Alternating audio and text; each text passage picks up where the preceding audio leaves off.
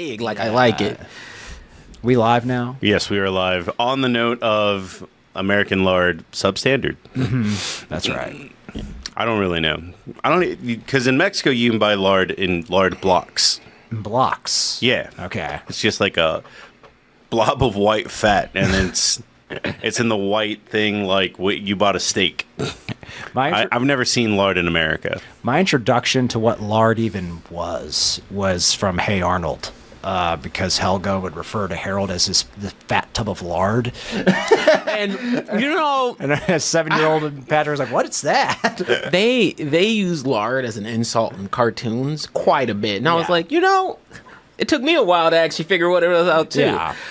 And if you've ever eaten lard, it doesn't feel good. No. Wait, what? You like straight out of? No.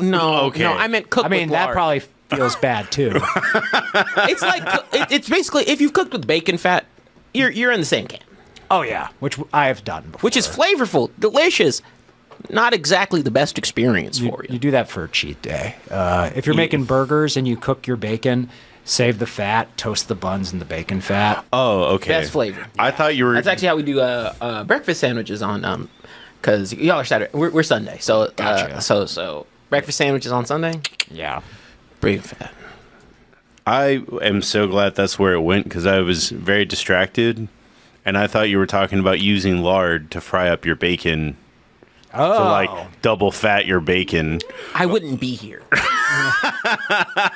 You have me wanting to try that. Cook some bacon and then save that fat and cook more bacon in that fat. See, I feel like despite being despite being a bigger dude, I always feel like, I have a cap on what I can tolerate as because there are some menu items I look at. So actually, no, time out. Some shit I've seen Sammy that I'd be like, I can't do that. We had Pluckers that one time. I said, I've never had a burger from here. My heart would just say, nah, you're good, dog, and quit. Speaking of which, where do we want to go this weekend to watch games? So I will be around this weekend. You will be around. Yes. I didn't even know, because sometimes you are around, and when you don't respond, I just assume like, all right, he's got some sale to do in South Korea or something. Nah. I'll be here. We will be back Sunday morning, so we can't do any of the games on Saturday. I don't remember what games are on Saturday, but the chief one that I want to focus on is the Eagles game, I think. That'll be a Sunday. Yeah, that's a Sunday night, Sunday afternoon game. Saturday, it's the Chiefs-Texans is the first game. Texans at Chiefs, and then the second game is Washington at Detroit. Those are some good games. So both the 1 seeds play on Saturday. What a weird If you way want to to do watch any it. of the Saturday games, we can go to Bolden if you like. Oh, we were thinking either Bolden or Walnut Creek Pub. Yeah, I'm totally down. Yeah, because be around. we have not had the food at Walnut Creek Pub yet. Every time we go there and you guys eat, I'm like, fuck, that looks good. But I can't eat it because it's not my cheat day. Whatever one you don't go to, we'll just go to the other one the next day. Okay. I'm down for that. But we actually had a lot of fun going to Greta's. Oh yeah, with the Philly fans. Yeah, that shit was scary. I saw I think it was the photo that you took or the video. Yeah. It was like a green tunnel. I said, no, I'm good. They'll smell the Navy in my blood and beat it out of me. So I was curious. I messaged Andrew. I was like, it's a Philly bar, so don't go to that. Yeah. Or don't go there wearing Giants gear or whatever. Someone will punch you in the face. Actually, someone would probably punch you in your face just because. Yeah. These are the same fans that ate horse shit. Yes. So, We unpredictable. won. Now's our chance to eat shit in the streets. Not a joke. This is not. This is an accurate thing that has happened. Yeah. I'm surprised Marcos and Gertz made it out of the Philly bar alive. I wore a green hoodie. I actually wore a yellow shirt for the Packers. So, I mean...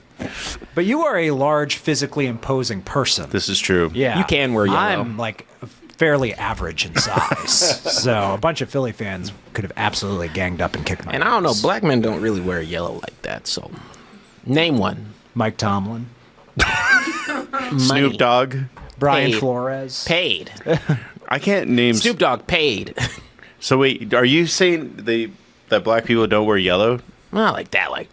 I was about to say, isn't that the most common video game trope? What? Black people wear yellow? I wouldn't say that. What video games have you been playing? Tekken. Eddie Gordo wears. That is a good answer. But no, If it's not yellow, it's purple. purple. Yes, we do wear Yeah. purple. We do wear purple. Yeah, I think of Jax from Mortal Kombat. It's actually all the bright colors usually work. Yellow's the one I see the least. I think in the first, Jax first shows up in Mortal Kombat 2, and I think he's wearing red pants.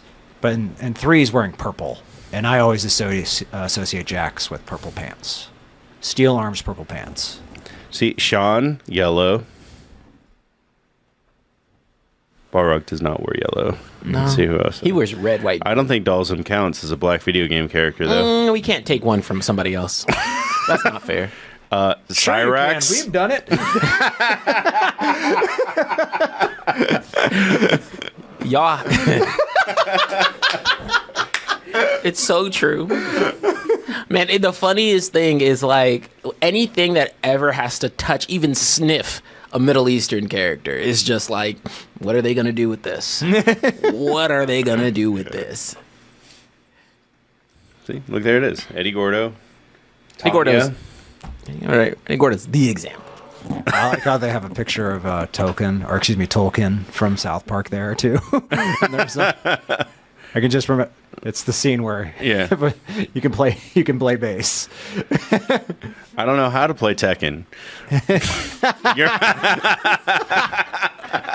You know what's funny? It's actually so much truer than like it's like in our the bass comment is like one of the funniest shit I was like. I love how he is surprised and then mad that he just is able to play bass right away. That's one of my favorite scenes in South Park. If you never held a bass as a black person, watch what happens. There's something that'll enter your system. Well, what did you do this weekend? Did you catch up? Because we had 5 days of straight football. Like, how much did you catch? All of it. All of it? It's all trash. I mean, I didn't. Except one game. The Commanders, Washington and Bucks games. Which was really, really good. That game was good. I'm certain we'll talk about it all during the show, but I did see all of the games. Okay. I have strong opinions on most of the games, especially one. And there's 2 quarterbacks. Not the one you're thinking, because he didn't do anything this week. But don't worry, he'll be home next week. But there's 2 other quarterbacks that I got to talk shit about because suspect. But other than that, the games weren't good. But I would say that they weren't good in the sense of I don't think anybody was a blowout in the first half except for the Steelers, which was unfortunate. I mean, the Packers game was pretty rough. That one was rough, but I was like, it started off like, maybe they could pull it back. Yeah, maybe. like it was within 10 points, and I still, if we're sneak peek, I didn't think the Eagles played that well either. For a little bit there, but honestly, the teams that were expected to win did win. So. And my Super Bowl pick is already out. Both of them are out. I told man when you said the Steelers, I was like, "You're outside your damn mind." I was going for an upset train, and guess what? Didn't happen. An I was so mad making that pick when I picked the Steelers. I'm like, they're losing this shit pick. I mean, I picked the Vikings to win, but I thought was a safe bet with the Rams being as rusty as they are, and that did not work out. I was fairly confident in that one just because all season long teams that lose to the Lions tend to lose their second game because the Lions just beat the shit out of teams. Especially when you got a bunch of players on defense that are playing for contracts and don't know what they're doing. Hey guys, time out. Isn't this in the show? We can start it. Yeah, go ahead. Yeah, start it. We'll talk about sports. Some soccer bullshit. Ew.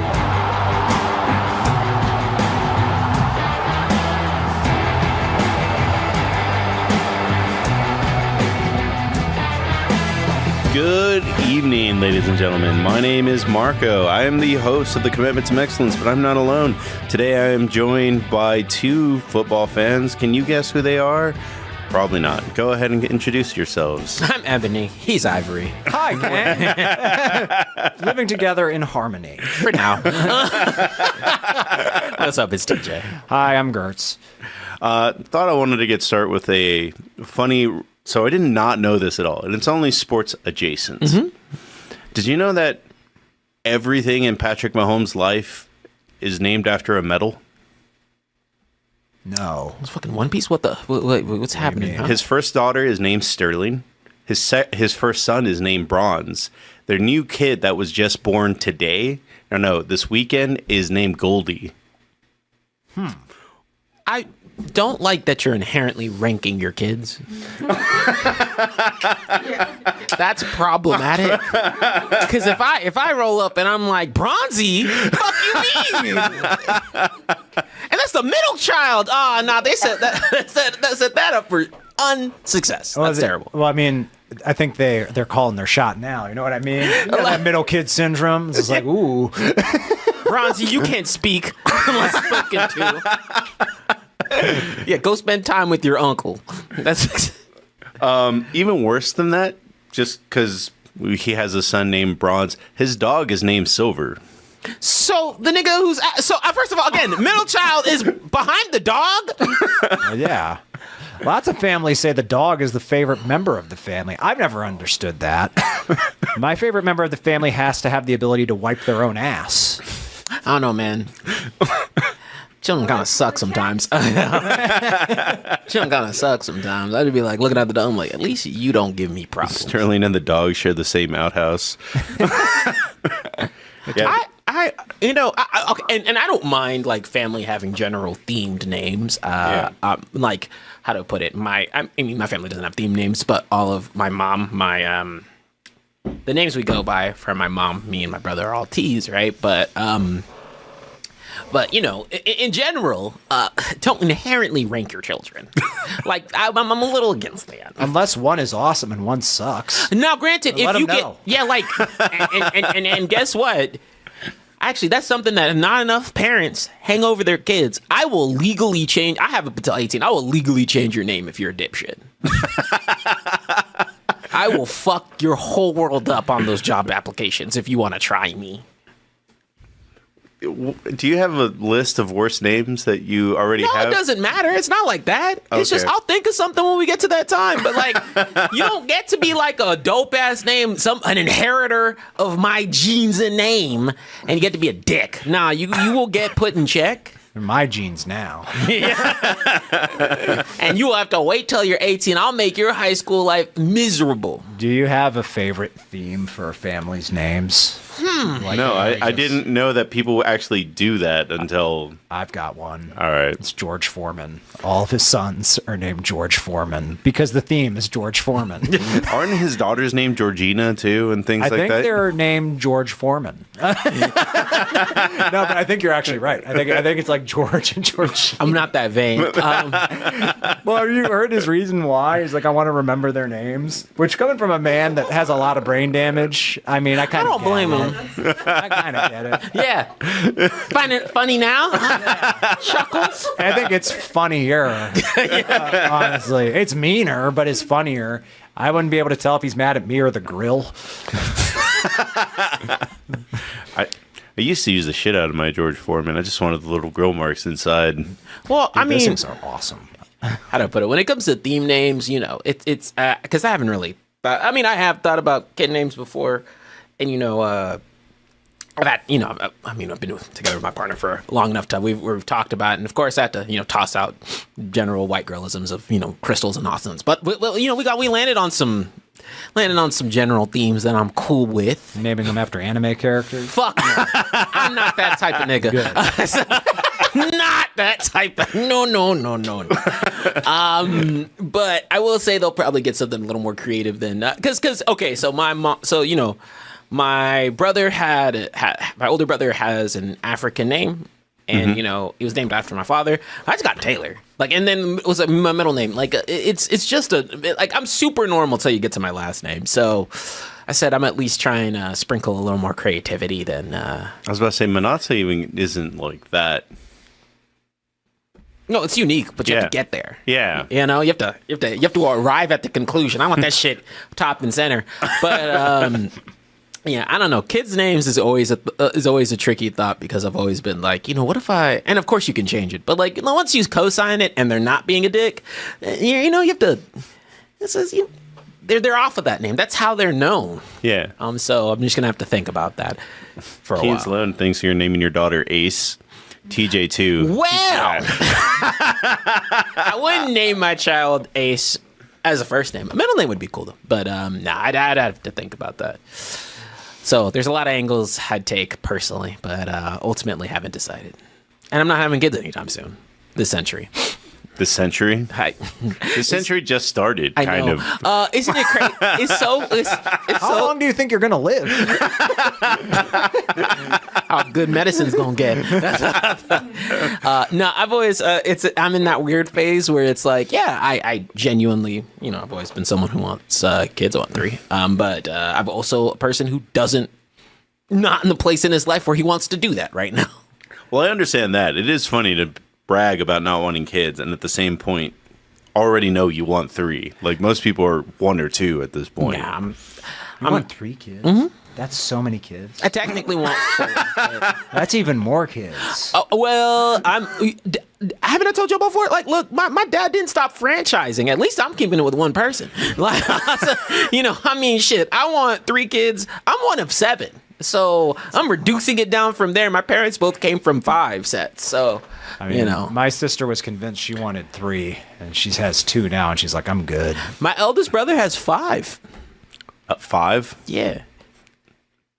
So, okay. I'm sitting there. I said 3 was a reduction. How many were on purpose? Well, he married into 2. Okay. He married into 2, but he had 3 on intentionally. Intentionally 5 was the goal. Okay. Oh, let me rephrase that. No, intentionally, I think 1 was extra because there was a set of twins. But they chose to keep going after that. After the twins. It is funny that twins do fuck up that plan a lot. Yeah. Yeah, because I said, there's part of me that said, and we do have the twin gene just in our family. So yeah. I said, the part of me was like, yeah, I'd like to knock out 2 at once and call it a day. Then the other part is like, no, that fucks up my ratio. Fucks up my timelines.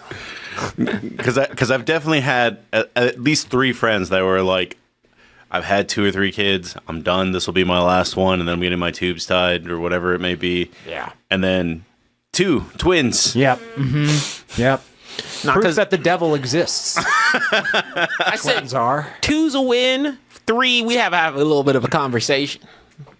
I'd be like, well, we're done. No, because triplets? I'd be like, I don't know what to do. You see a nigga really panic.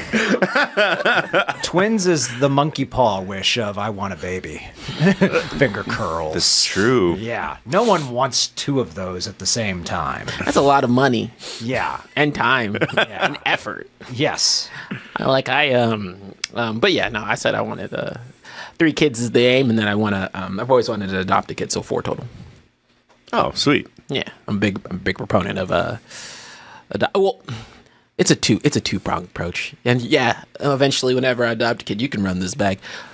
Genuinely for the support of adopting a child, also because it'd be funny having some random race child with some big black dad. That's just the concept of that just makes me laugh. Who's this nigga picking you up?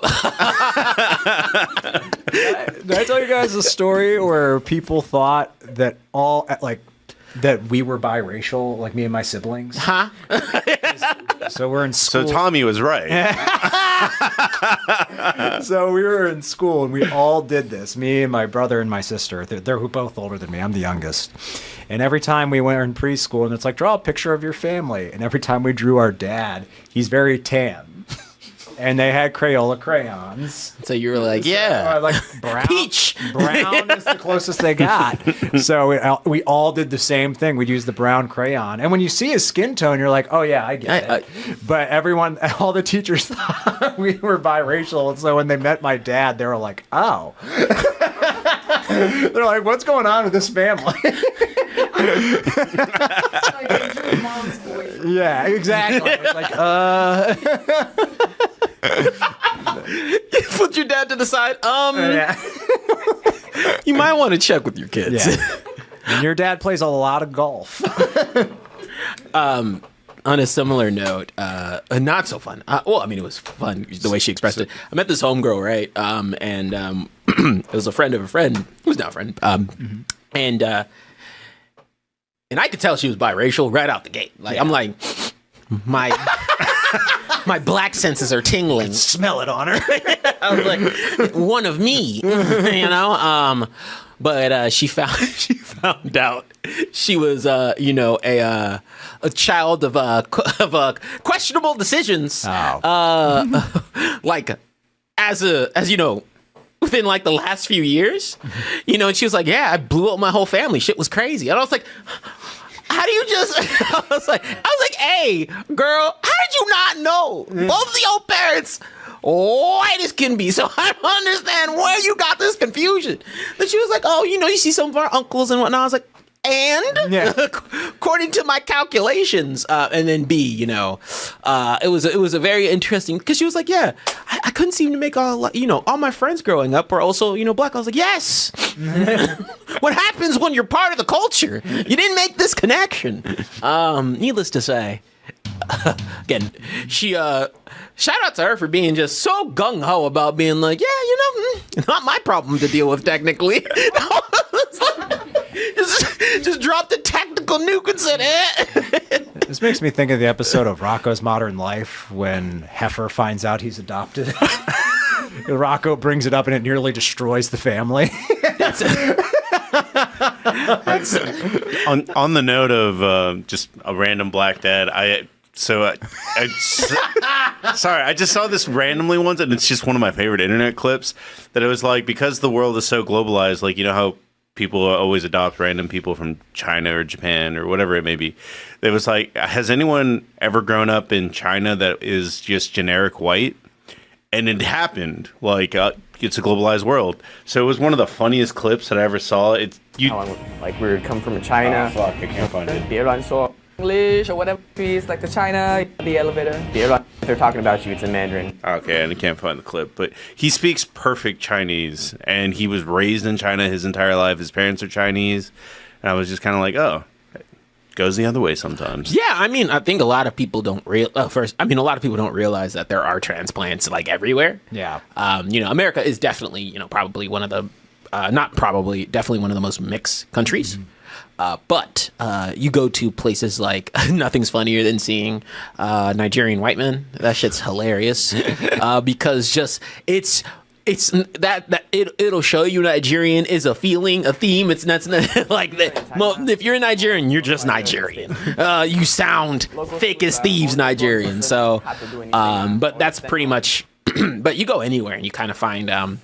Like a black person in Asia, right, who speaks perfect Japanese. I've met one of them, and it's just so fascinating. Okay, this is the clip that I was looking for. He talks in like broken English, and like it sounds like he's making fun of Chinese people, but it's just that is his actual voice. Yeah. So Tyler, how long have you lived in Singapore? Singapore, 9 years already. 9 years, and then before that? 2 years in China, then some more got 5 years in the States. In local school. So everyone probably thinks this kid's really racist. Yeah. Which is very funny to me.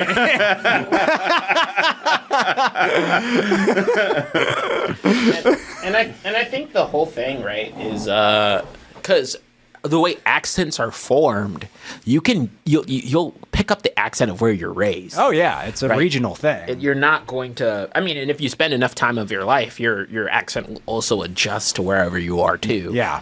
Right. It's more susceptible when you're younger. But if you, let's say, if you were to go on right now in your current life, we're all around 30. So if you were to go and spend another 30 years somewhere else, you're going to naturally start to conduct and pick up some of the accents that are from those places, because you're going to also start to incorporate words that are from there as well. And so I think it's always interesting when people are, how to put it, you are a product of your environment. Yeah. And how you speak and accents are also part of that. So it's really cool. I have friends from Germany that completely lost their German accent because they've been in the United States 20 years. Mm-hmm. I think American accent is like the cancer, though. It's like, like once it starts to take over, it's hard to go back unless you're British. Which shout out to being in England, they flip accents so much better than we do. Oh yeah. I was about to say, I thought you were giving them kudos because everyone thinks they can do a British accent and they have to deal with it. No, I meant like Idris Elba was confused a lot of people until they saw an interview of him just speaking normally. Well, to move off all this, which was not sports. Like I said, there was 5 days of football. Started There's a with lot of football. A lot of bad football. And a lot of heartbreaking football from one sense. Well, we are going to talk about, I think, the more competitive games in those 5 days of football, the college playoff. Yes. Did you all catch any of that? I caught both of them. I caught the end of the UT Ohio State game. Yeah, I saw. Which was a game. They were both back and forth. Both these games were. I saw Ewers lose that game for everybody. I saw him use that game the entire game. Well, what were your overall takeaways? So Penn State Notre Dame was so Competitive. it was competitive as hell. Also, half of Notre Dame was sick. And Oh. unfortunate. Did they play or did they not? Some of them played, some didn't. They just had. I will say, one thing I want to give shout outs to, man, them college kids play when they're half dead. That shit, the running back from Arizona last week when he played UT, man was literally struggling and was like, yeah, I'm still going to play. Because you want to, get that, you want to maintain that memory, but it's just it's a fascinating thing to see. That's still not an excuse. This is why you and I've said it before. One of the worst things I don't like with a lot of football and a lot of teams nowadays is just the lack of development towards those other teams, aka your second team, your third team. Mm-hmm. Yeah. You're on a professional organization. Do I expect the same talent on all levels? Not necessarily. But it shouldn't be these are all people who've managed to make it to the NFL. Yeah. Should be jumping off sides and holding. And shit. Like this is and there is just a matter of practice and game time. I know all of those qualifications, but ultimately, especially in a college program where you just have a litany of people who are ready and willing to play, I think Coach Prime does it pretty well, where it's he'll find someone who wants to play if you're not ready. He's a big user of the portal. He's a big user of the portal and a big user of being I'll put my backups in. I'll make shit work. Needless to say, while I feel sympathy for Notre Dame, this is why you have to make sure your team either gets more reps time or prepares. Yeah. Let me phrase that. How to put it? While I feel bad for them in terms of they would have smacked, they would have won a little bit better. They would have won a little bit better. I don't feel bad that the game was close. Also, I think Notre Dame sent the first black coach to the college playoffs in the modern era. I mean, the championship. Yeah, I know. I'm a Notre Dame fan. Fun fact for the finals, I have to be because the team that they're going against beat our team, which was another good game. It was the most painful game I've sat through, but not in the sense of it was a bad game. The UT's defense was playing their ass off. I'm talking. This is the Ohio State team that dunked on Oregon, and UT's defense was keeping it very competitive. Ohio State is getting known more and more as a wide receiver university. Like the best wide receivers are coming from Ohio State. Marvin Harrison Jr. went there. Malik Neighbors. So I don't know who was on that roster. I don't pay attention until the draft happens too well to teams outside of my conference. But man, that offense was killing it, except against UT's defense, which was so impressive. And Ewers decided to cover. Ewers decided, fuck you. I'm gonna drop every opportunity that this team has to be successful.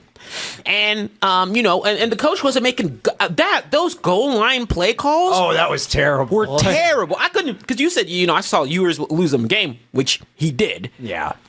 Them play calls did not help. Weren't they were on first and 1 on the 1? Yep. Yeah, first and goal on the 1 yard. Let's take it to the outside, dipshits. The fuck. They're almost as bad as another team that's professionals play calls. We'll get to you. Why would you ever line up in shotgun in that situation? I have no idea. That drives me bonkers every time I see it. When it's 4th and 1, no matter where it is on the field. When it was 1 and 1. Yeah. Excuse me. Yes. You just need 1 yard. It's why are you ever in shotgun? Why the fuck are you doing that? I did see when we were watching the Packers Eagles that they lined up 3 nose guards to try to stop the tush push, and I was like, sometimes it worked, sometimes it didn't. Yeah. But still, the NFL is the only place where you're going to have 350-pound dudes on retainer like that. Mm-hmm. College can't do that. No. Neighbors is LSU. Yeah, I was trying to think of who it was. From Ohio State? Yeah, from Ohio State.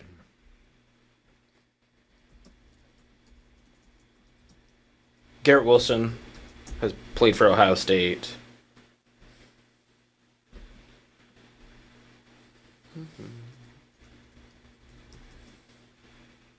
Got thick boys on standby. Chris Olave. Joey the Rocket Galloway, Santonio Holmes, David Boston, Michael Jenkins, Jackson Smith and Njigba.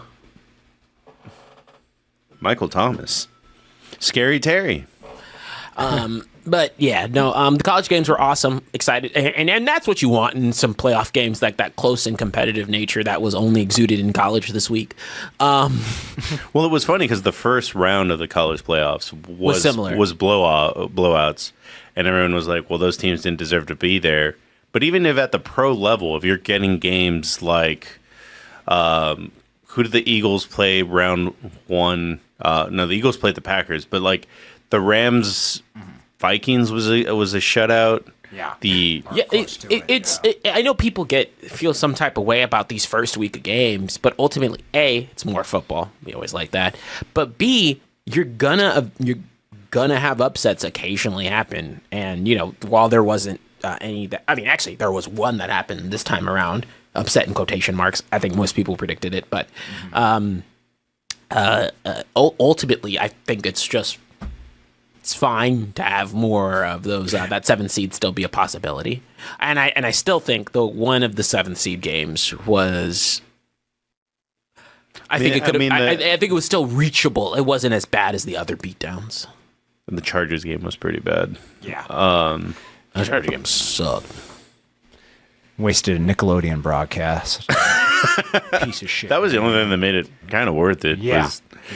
I didn't notice that people were like memeing that once the bubble ate the coach, they were like, yeah, they never scored again after that. How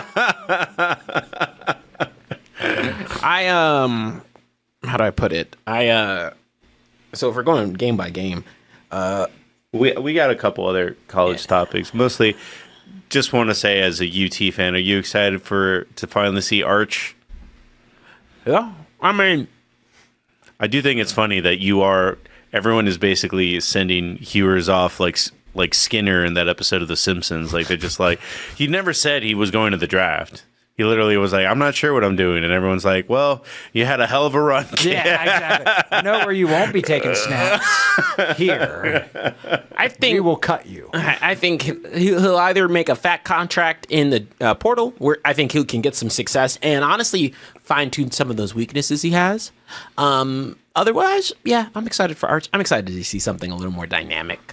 Because you know what would have happened if Arch was there? On one-on-one, he'd run it in. Well, he is a mobile quarterback, and Ewers is not. Yeah, Ewers is not really good at anything. I don't think he's got the skills down yet. No. This is what it is, but he can throw a really good pass. Okay, but he will crack under pressure most of the time. Clearly, and that's the problem.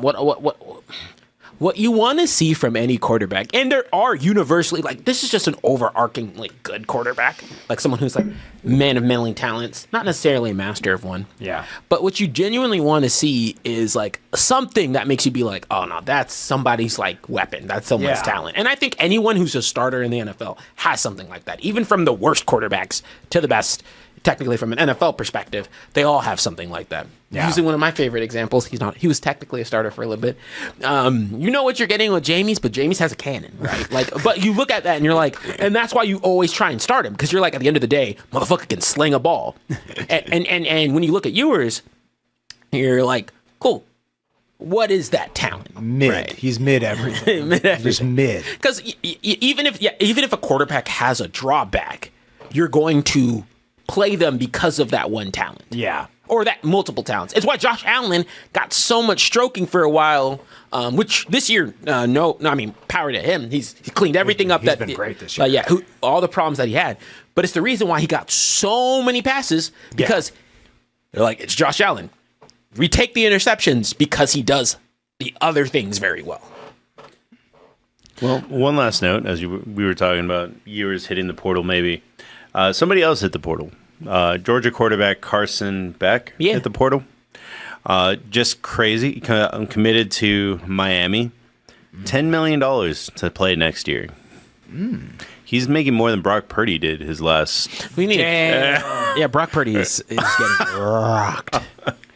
Damn, man. I hope he was able to work out some incentives or something, because there ain't no way you paying me pennies and I took you to a Super Bowl. Yeah, people are saying, well, maybe he'll take a team-friendly deal. I'd be like, bitch, no. I took a team-friendly deal for 5 years. I've been on a title about 4 years. Deal. Fuck you. Like, no way. There'll be a lot of teams. But that is kind of. I understand that he was drafted in the 8th or 9th round and last pick. It's not going to happen that often. Yeah. But still, it's crazy that somebody in college is making more than, I don't know, 10 times more than Brock Purdy. I think Brock Purdy makes like $900K a year. Exactly. Which, I mean, trust me, I would play in the NFL right now for $900K a year. Semicolon. However, if I'm your starting quarterback and I'm winning games, keep after that. I'm winning games. Give me my bread. Yeah. Also, I live in California. That's on fire. $900K right now. $900K in California is $20K everywhere else. Probably. He can't even go to McDonald's. No. Doesn't he live like with roommates like underneath the stairs or something? Like Harry Potter? He has an owl. Yeah, he lives with his abusive, shitty aunt and uncle. I legit know for a fact he has roommates. I just threw it last bit. But, his aunt and uncle, the Dursleys. But I do understand why so many players are trying to stay in college so much, because, I mean, Carson Beck will have a future in the NFL, but I'm not sure David Pavila will, who's at the quarterback of Vanderbilt, stay in college. Maybe it's only 800,000, maybe it's only 500,000, but after that, you're gonna go open a car dealership or something like that, or whatever you do with your sales degree. I don't hate anybody who's staying in college for an extra year. College football is very different. It's a very different spotlight. You get to be the star of the. It's a different feeling, and if I had, I think everybody who enjoyed their college experience is always like, oh yeah, if I could do some extra time, getting paid for it. Shit, to get paid for it, he's not going to class. No one gives a fuck. Motherfuckers just living and playing football. That is the only part that I don't understand. Like, how does it work with class? How does it work with class? Because Webb, who took over from Mahomes, was still in college up until this year. Was still in Oklahoma State. Spread out them credits real thin. Take what? 2 classes a semester? I think you have to have a minimum, but I don't know. I hope yours, Professor, flunks him. I don't want. Yeah, I would. Yeah, if I would not, don't let me teach at UT, because I'm gonna let you know right now, I would be one of those professors who's like, saw you missed a tackle. Yeah. Oh, imagine if a kicker was in your class. Oh, he wouldn't pass from the start. He'd have to earn spelled. I was about to say McConaughey himself is one of the professors at UT. So that's right. Yeah, you have to take 12 hours. Even at 10 years, you would have that. What does Matthew McConaughey teach at UT? Film. Oh, okay. I was like, what is he qualified? It actually makes sense. I was about to be like, what the fuck is he qualified to teach a film? I was like, no, okay, he probably knows a lot. I think he knows that one. Yeah. He's a really good actor. I don't know if he's ever written or directed anything, but I don't know if he's written or directed anything. He clearly has a lot of experience as being on set, acting on camera. I think Ray finally got to meet him this last game. I saw on Instagram, Ray talking to him on the field. I would have melted. You would have what? I would have melted. I would have been like, "Oh, he's real." I'm kidding. It's one of the most normalized things to see at UT. Not necessarily to get to be close with him, but just be like, "Oh, that's Matthew McConaughey." Somewhere in the realm that I'm walking. I don't think he's always in his class most of the time. No, that's not what I mean. Oh, motherfucker's at every game. Yeah, he's there a lot. I would definitely want to ask him about the movie Reign of Fire. I feel like it's a movie a lot of people have forgotten. and people forget that he's in that. I mean, and he looks nothing like he does now in that movie. Have you seen Reign of Fire? Yes, he is as big as Vin Diesel in that movie. Huge, fighting dragons. He directed 2 movies in the 90s. Oh, okay. The Rebel and Chicano Charlottes. 2 short films, looks like. Mm-hmm. Okay. Did you say That's Chariots? I thought it said it was in the L. You can definitely bring up Tiptoes to him, but I think Tom Segura already did that. Oh, it's Chariots. You're right. Tom Segura, what? Tiptoes? I talked to him about Tiptoes. Well, he was in one of the weird Texas Chainsaw Massacre movies. That's right, he is. Yeah. Oh, God, there's so many Texas Chainsaw Massacre movies now. I mean, they made a new one last year that nobody really talked about outside of being like, well, that sucked. Yeah, yeah. We NFL? What? We on NFL now? Or Or do you have another college? No, that was it. But yeah, this. Yeah. I didn't even remember him having arm tattoos. Yeah. He's good in that movie. That doesn't even look like him. I know. That's the only movie that he looks like that. Yeah, that's why I'd want to talk to him about that movie, because no one ever brings that one up. That movie is a good bad movie. You know what I mean? Like, you watch it like, this kind of sucks, but I'm having fun with this. Well, he was in Texas Chainsaw 4. Well, before we talk about the playoffs, we're going to take a pit stop at your team, the team with the blue star, just because. So I'm not going to try to dog too much, but it is just very weird that they don't seem to have a good direction right now. Jerry Jones is off making TV shows, but like one day they're like, Pause. no, you can't. When have we ever been in having a good direction? This year's been a shit show, but go ahead. I would say even the year before you guys were okay. No, we were. It was better. So this was an interesting thing. If you really want to know, hey, let me pull off the layers. You really want to know what I think did it, or I think really did it? It was Dan Quinn winning his game. Oh. Dan Quinn winning his game is why I think things just, because they didn't really have a contract talk. Jerry Jones is dragging his feet. Whatever. We know this with all contracts. Mm-hmm. Yeah, Moment Dan Quinn won that game, that was it.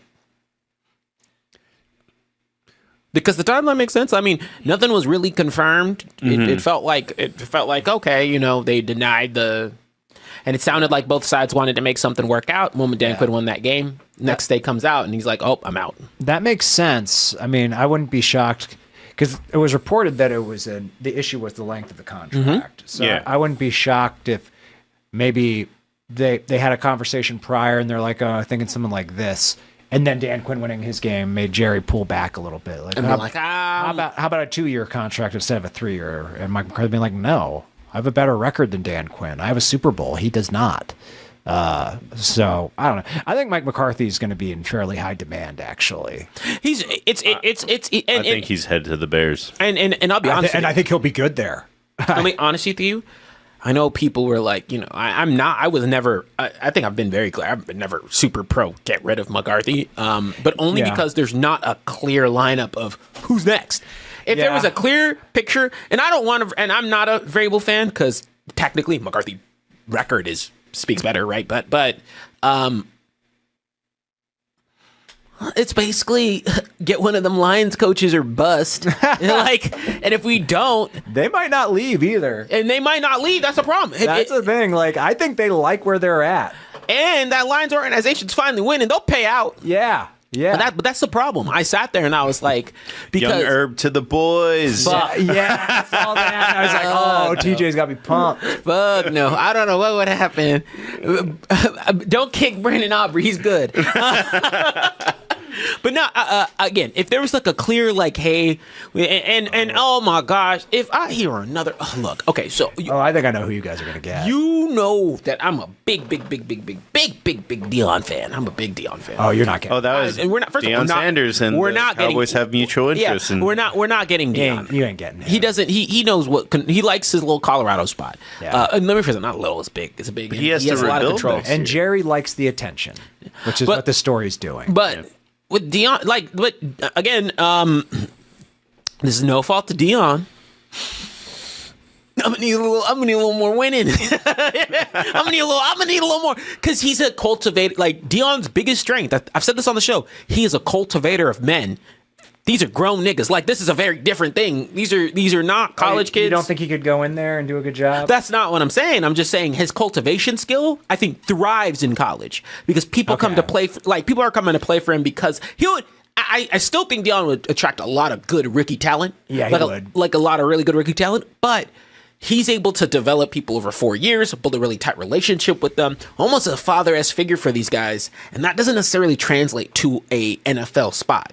You go to bat for him, like the team would ride or die for him. I'm certain about that. Yeah. But I think it'd be if you're going for a culture coach with like some pretty aggressive flows, and what I also would like is I don't think Deion would be afraid to get creative with making things work. No. So that's a win. No, he would not be. But there are. But again, I need to see a couple more seasons without Shador, and then I'll be a little more confident. I think Deion. They're not going to get him, but I think he'd be great. Because I think he could come in there. I saw someone comment this online. I'm like, that's true. You could come in there and look Dak Prescott, CeeDee Lamb, and Micah Parsons in the eye and be like, y'all haven't done shit yet. Yeah, he would. And he would. And he'd have the background to be able to do that. Oh yeah, he would have he could do that, and they wouldn't be able to say shit back to him. But I think I know who you all are gonna get. You know who I think it is? Who do you think they're gonna get? I think you getting Dougie P. Oh, that makes so much sense. You would see me melt. I would melt in my seat. Doesn't it make all the sense in the world? It does. Too much sense. He is get Dougie P the fuck out of here, bro. You're getting Dougie P. He's generic white coach. Super Bowl 85? winner, but inert. You know what I mean? Like, and NFC East gets to do their incestuous thing where they keep sharing quarterback. Sharing coaches. Well, I've heard Kellen Moore's name also being thrown Kellen out there. Moore's not coming back. Probably not. He's okay there in Philly. I was gonna say they're doing fine. Like I think. Also, wouldn't want him. And I don't think he'd go back to Dallas. And let me be very clear here. It's not. This is no fault to Kellen Moore. We've had him as an OC. We've seen what he plays like. I want to see him a year. Where Jalen actually looks better than he's playing right now. You're getting Dougie P. Just make your peace with it. The moment you said, I hadn't even thought about the moment you said that, I died a little bit. Because that's right. It hit me a few minutes ago. I was like, who's going to, because I've heard people say, Aaron Glenn and Ben Johnson's like, they're not getting them. Because I don't think they're going to leave. I think Ben Johnson is staying put. And Aaron Glenn, maybe he might go, but I think he might stay put too. Because I think people like working under Dan Campbell a lot. He's the vibes coach. Yeah. But I think that what would have happened, and this is the benefit of, he makes fucking Cliff Kingsbury work some fucking how. Yeah, and this is the one benefit of Deion. I put Deion in the Dan Campbell camp of vibes coach. Yeah, and he doesn't have the track record to where I can put him like in a comparable sense. But what I mean by that is motherfuckers would run off a cliff for Dan Campbell. I would run off a cliff for Dan Campbell if I was on there. Deion would be in that camp. Dan Campbell is like, he's such a good example of like perfect coach at the perfect time. Because I didn't know this until fairly recently. I knew he played for the Lions. He was on that 0-16 Lions team. So I think that, and he started off at 0-3. Yeah, so he was like not 0-3, 3 and like 11, 3 and something bad. Yeah, his first season there. Yeah, 3-11. They were ties. Bad, but you could see a difference immediately. It was like, this team's not getting blown out. Like they're playing hard. Their roster's just bad. Now their roster's really good. And I think that's like I don't have a strong coach. There's coaches I want. Anyone from the Lions tree is good for me. I hope you like Dougie P. But we definitely. I at least like the entertainment. It's just for the publicity. I know it's not funny because the chat is bringing up Gruden. I think Gruden is headed back to Vegas. No one knows. No one knows what Vegas is doing. I don't know if anyone. Maybe. I don't think anyone wants to work for Vegas right now. To be honest, well, I don't think anyone wants Gruden at this point. I wouldn't. I wouldn't be near him with a 10-foot pole. But Jerry Jones is senile. I'm just saying, if there's anyone that'll give him a job, it's the one person that's his friend. So he's not going to pick anyone with a big personality. He did that once and he hated it. And that guy won him Super Bowls. But that's why I said, if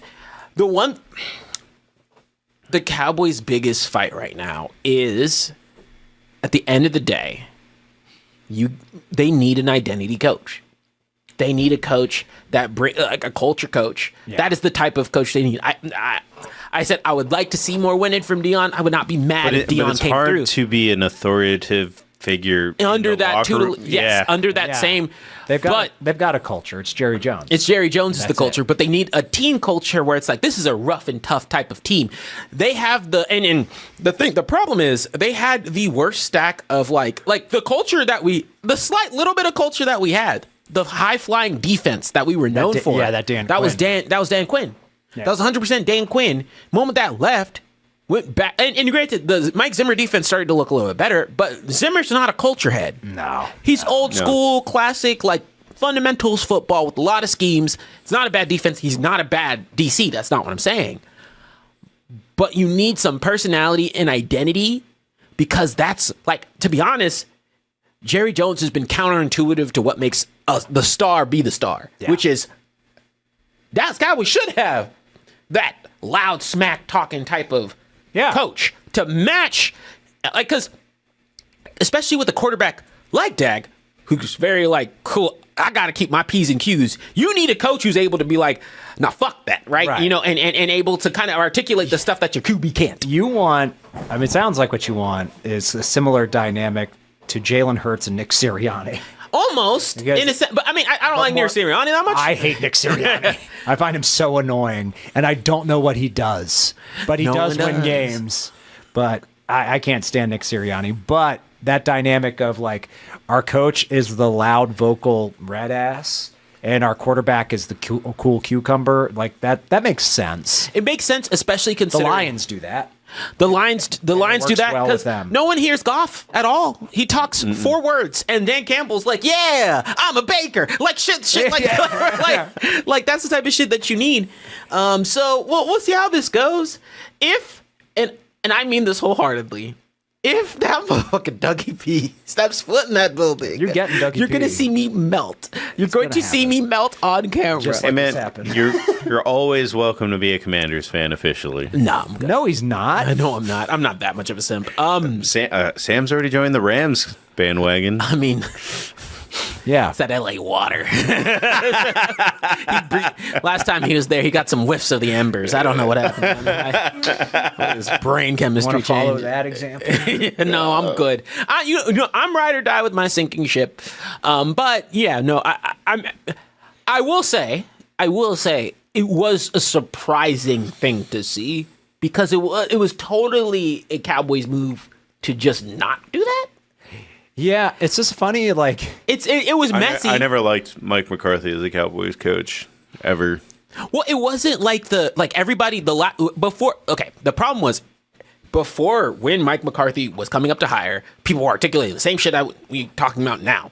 Need someone who brings in hardcore identity and brings in that culture fit because we went through 8 or however many fucking years of Jason Garrett, and the only culture he brought was this.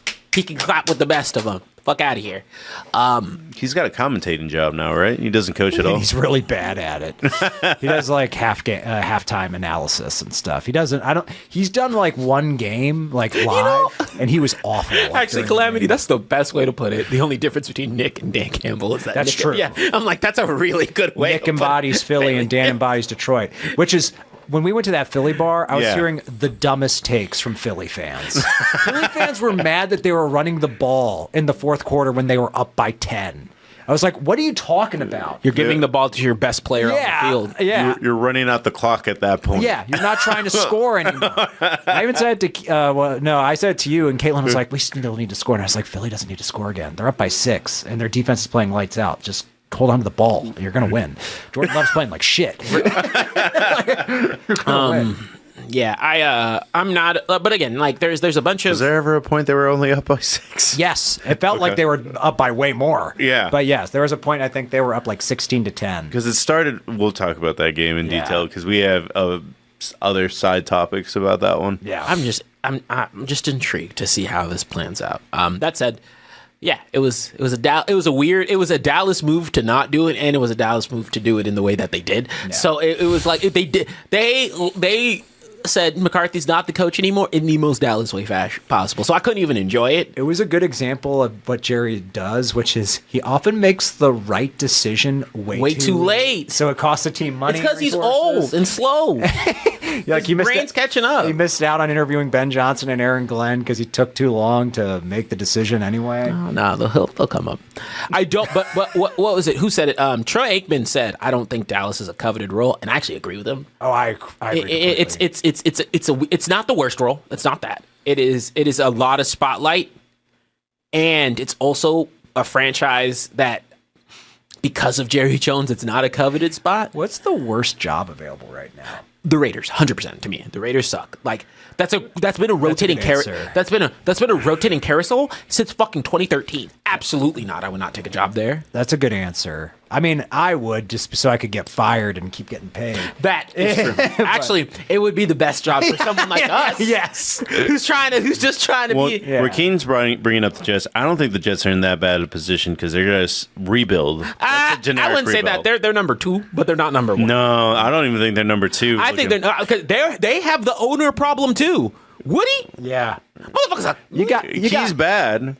100%. You're not making bad points, but you do remember the Browns have to pay $320 million to a quarterback that's useless, right? They still have a coach. Yeah, because Stefanski's not going anywhere. If we're going I'm just talking about the worst places seats? to be. With available seats, did the Giants end up firing Daboll? No. They came out and said, we're keeping shit the same, which I'm cool with. It was weird. They said, we're not going to hire him or we're not going to fire him.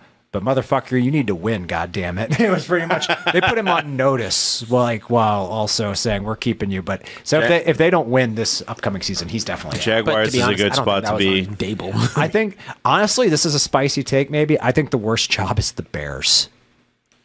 They have all the parts that they get another quarterback, which sucks. But yeah. And, it's great. That division is brutal. That division's tough. Raiders have the same issue, to your point. It's a tough division. They don't have the ownership issue and the craziness that the Raiders do. So but the Bears don't need another. But also they kind of need a coach that goes up to Caleb Williams and just says, "Stop being a bitch, bro." That's why I thought Vrabel was the best choice. They kind of need like stop making faces. Win some games. Yes. Yeah, that's stop making faces. Because win. What's the term? Histrionics? Like his body language is awful. Just theatrics and just showing out. And it's like, motherfucker, you're not a receiver. They can do that. In quotation marks, we'll talk about one. But I said, they can be theatrical.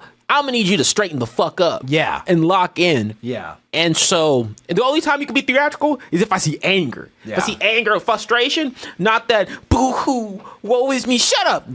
Play this game. I want to Bro, I didn't. So I was trying to figure out who has the worst coaching job by the draft.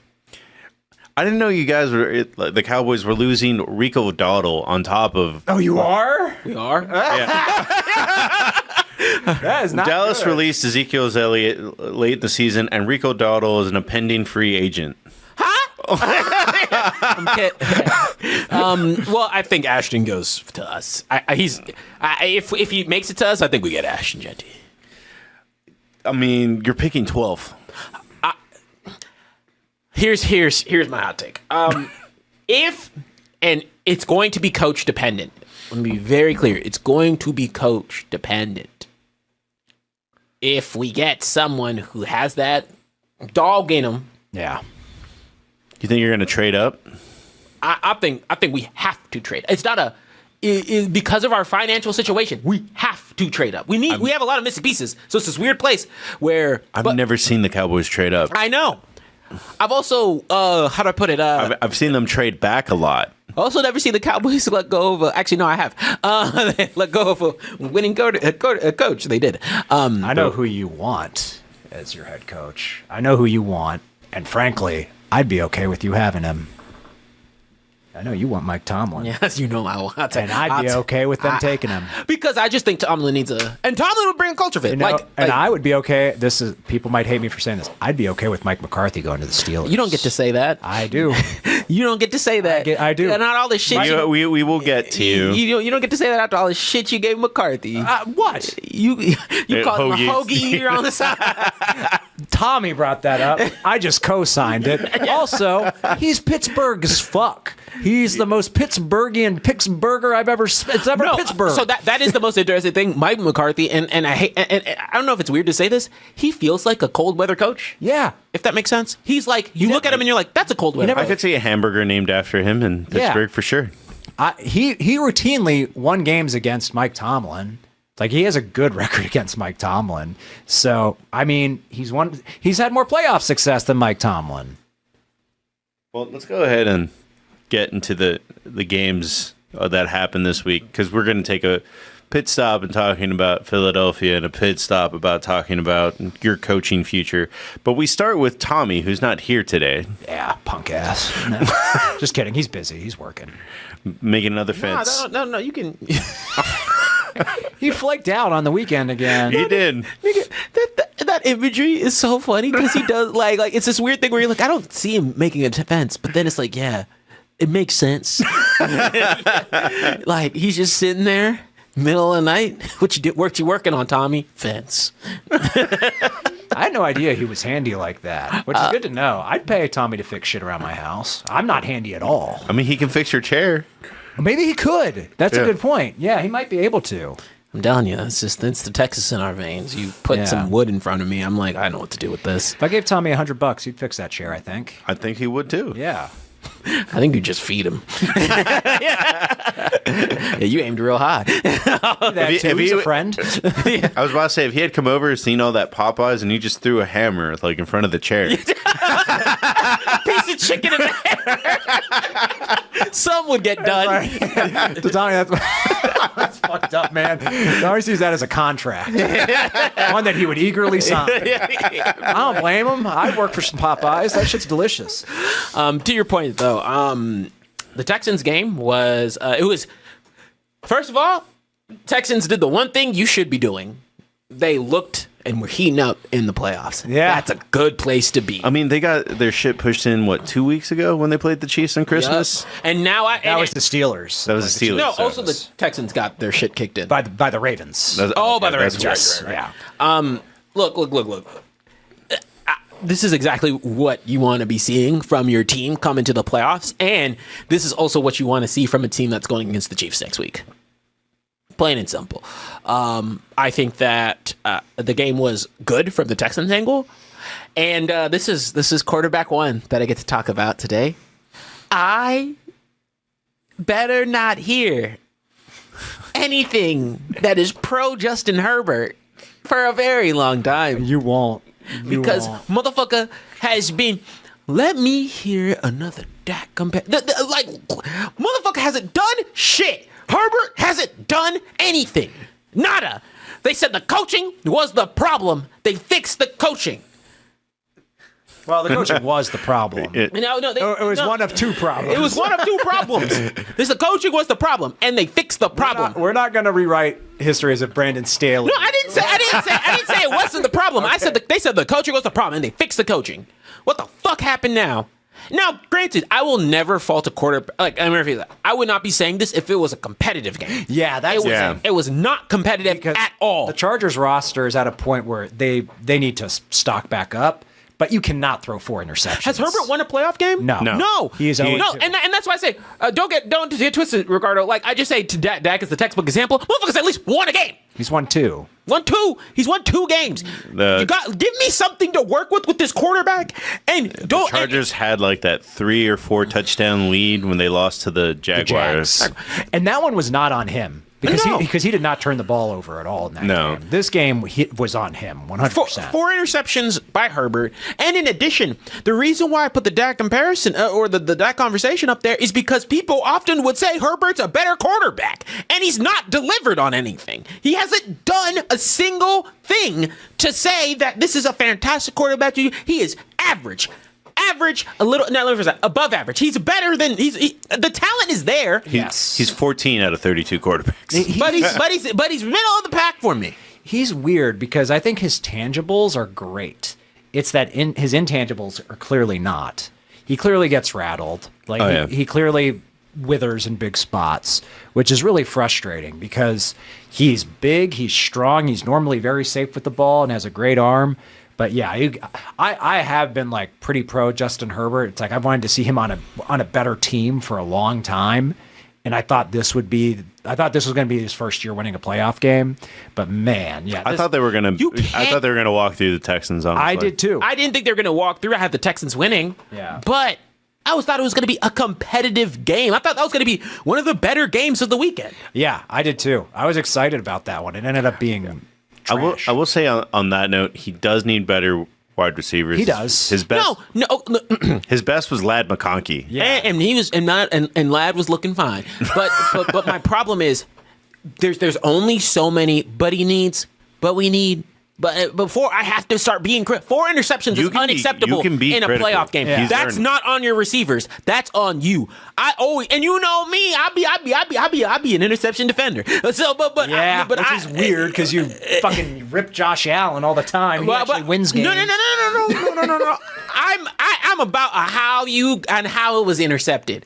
Those were bad interceptions. They were. I don't think any of them were actually like. One of them was a tip. Only one. I mean, how many of them bounced off his own receivers' hands? Like, how many of them were his receivers' inability to catch? No, that's what I'm saying. It's like I will be the first person to tell you, like, oh, that's not like because I've always felt like the interception stat should be a little more friendly towards if your quarterback was not the primary reason.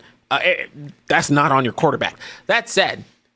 Come on, fuck that shit. Just on the flip side, C.J. Stroud looking like vintage C.J. He looked like he looked good. D'Amico gave him a hard talking to. Yeah. D'Amico looks like the coach that sat there and said, "All right, I'm gonna need you to come into my office quick." I don't want to hear shit from Tommy for the next 3 years. I should really say the next 8 because they've won 2 playoff games in 2 years at least. If they win another, if they beat the Chiefs.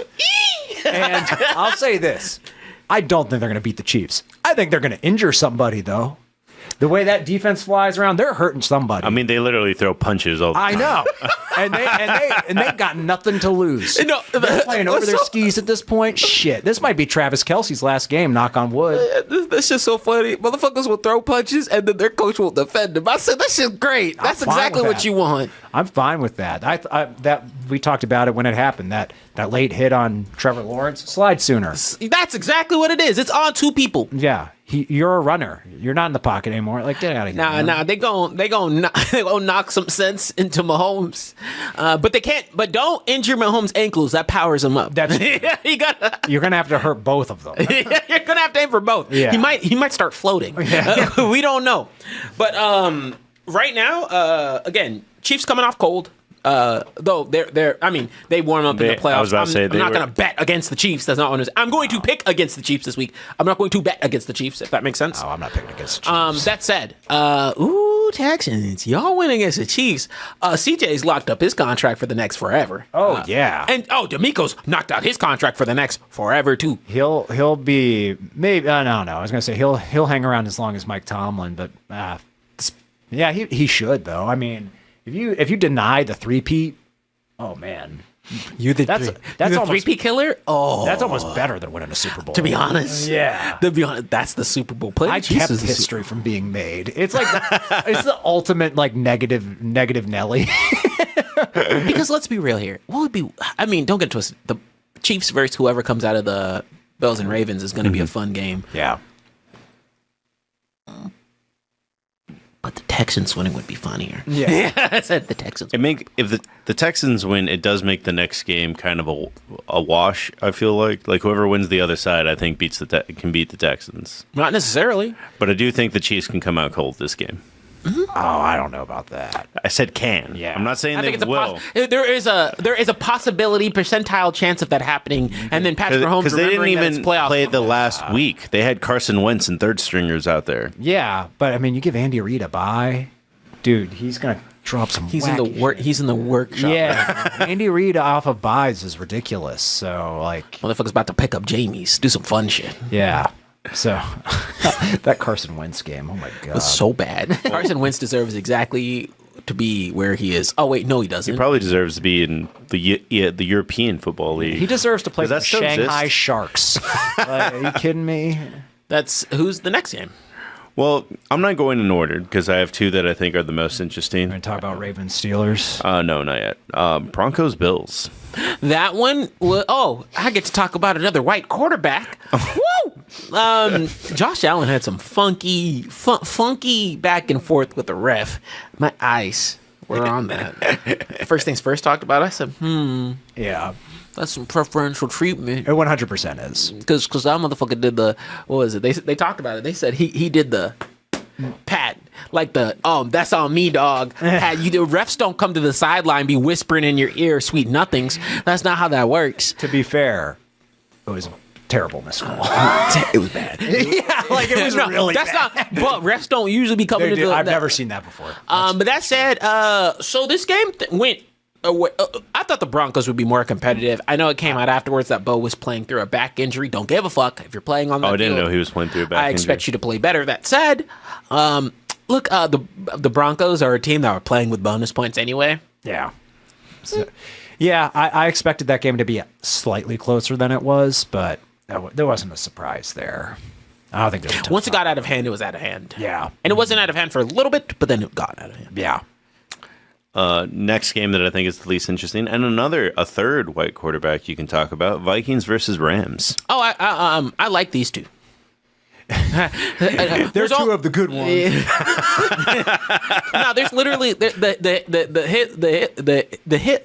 hit list is literally only two, to be honest, and then there's the honorable third one that I had to just mention because he gets too much flack. But I don't really talk about Herbert like that. I've always just been very consistent that I don't think he deserves all the credit that he gets. That said, we don't get to talk about Goff this week, so that's good. No, I like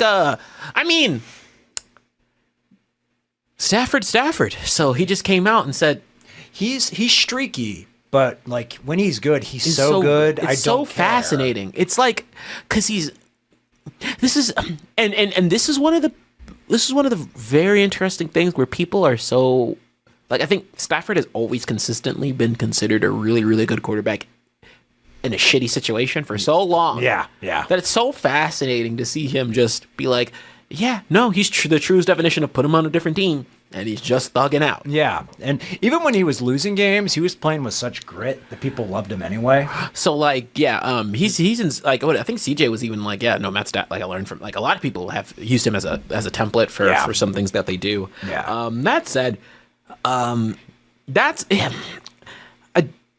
I part of me did not want the Vikings to win. But the only reason being is because Daniel Jones was the backup, and I don't think he deserves to even. I don't think he doesn't even deserve. He won a playoff game Against the Vikings. I know. Anytime he's on the field, the Vikings lose. That said, I also was really liking Sam Darnold's storyline, though, and I did want him to find continued success, or at least get one win, because I do think the Vikings versus the Lions would have been a fun game inherently. And Dan Quinn was even like, I'll see you in 2 weeks. I don't think that happened, buddy. You wanted that to happen. Now you're going to have to face the Rams, and we don't know how that game goes because the Rams can just do random shit sometimes. I was assuming the Rams beat the Eagles. They're playing Washington. Oh, wait, they're playing Washington next? Yeah. They're going to mollywop Washington. I don't know. Well, we if they do. I mean, if Washington wins, first of all, I'll pass out. I don't want that to happen. But it's like my lesser team. Because I like you know this. I like the Detroit Lions except for one factor, but it's the biggest deadweight factor. And you hate the Commanders except for one factor. And it happens to be the same. It happens to be the same. So this win-win or lose-lose. I'm looking forward to Dan Campbell versus Dan Quinn. That's going to be wild. Battle of the Dans. Yeah. Double Dan. Motherfucker's got nothing to lose. Dan As long as, energy. as long as it's 4th and 5, they're going to go for it. Yeah. We do not punt. We do not believe in it. That said, for sure, this game, how to put it, the Vikings, again, a pitiful loss. Yeah, it was embarrassing. You got to score. Embarrassing. I think Shannon Sharp said one time, you flew all the way across the country just to kick field goals. Like, that's not what you do to play games. Unless you're the Steelers, that's the only time you get to do that in games. It's like, well, how many field goals? Yeah, if it's 6, I think we got a shot. Yeah, we're in the same camp. I feel you. That said, Yeah, like game was cool. In terms of like, Rams winning, it's cool to see Stafford win. I don't think anyone has a bad bone against Stafford at all. That's a good joke. Highway to the danger zone. It's not a good joke. It crack Ertz up. Not really. No, your enthusiasm is what's confused us. Honestly, yeah, your enthusiasm and Samantha's approval. I was like, Yeah, you didn't hear me baby vomit. Like that shit was terrible. You got a pin particle right in front of you. You can vomit in. No, I'm good. That said, next game. Oh, we have the two games that are more interesting, right? Well, one more is left, and it's actually the most interesting game to watch. But I don't think there's too much meat to talk about, and it's the Commanders versus the Bucks. That was just a good game. that was a good game. Yeah. And both teams played well, and when that happens, it comes down to one team making a big mistake, and that's what happened with Baker. Baker was running as hard as he could that final drive. Yeah. He played really well outside that terrible fumble. That one fumble. It gave me Jalen Hurts flashbacks in the Super Bowl last year where it's like, man, Jalen played so well except for that one terrible fumble and it led to a scoop and score. In this case, it led to a touchdown. But It's just it's unfortunate in the sense of, I mean, that's a good shot by the Commanders in terms of locking it down that way. That said, it's also just upsetting from the perspective of the Bucks because you still. I think everybody was like, yeah, kind of want to see Baker at least make it to that next round, get that elevate. And I don't want this to deter Baker from playing the way he does. It's going to win out sometimes. It's going to end up in some mistakes. Well, they're just old and they have no run game. Like they should be a lot better next year. Yes. Yeah. Why are people hating on Todd Bowles? I know he has a who farted face. His play calling, I think, was the issue that game. They also don't have like their tandem. I think people very, very much. They didn't have Godwin. They don't have Godwin, which if they have those two live, that team is a nightmare. Yeah. Oh, Shaggy Black is also a Bucks fan. Also, hey, stop hating on Bowles, black quarterback. Coach, but okay. I mean, black coach. Unless you're calling Baker black, then maybe. No, we don't do that.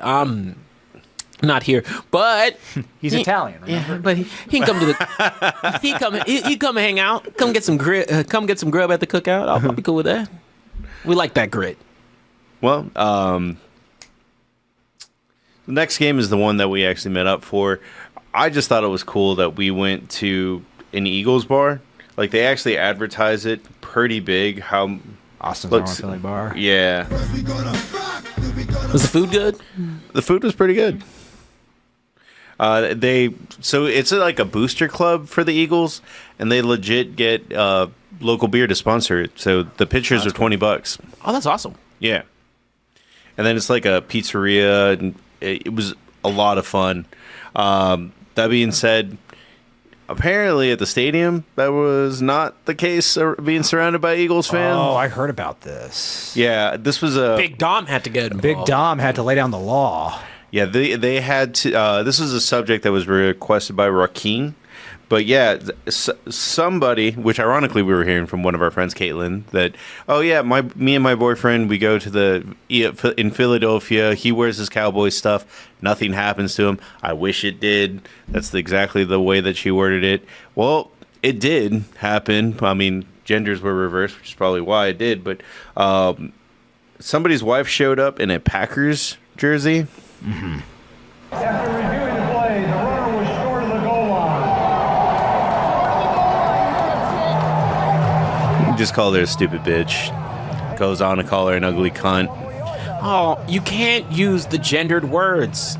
You could be a dick to your opposing team. Yeah. But don't be a dick to her just because she's a woman. Oh. Wow. He has since been banned, I believe, right? Yeah.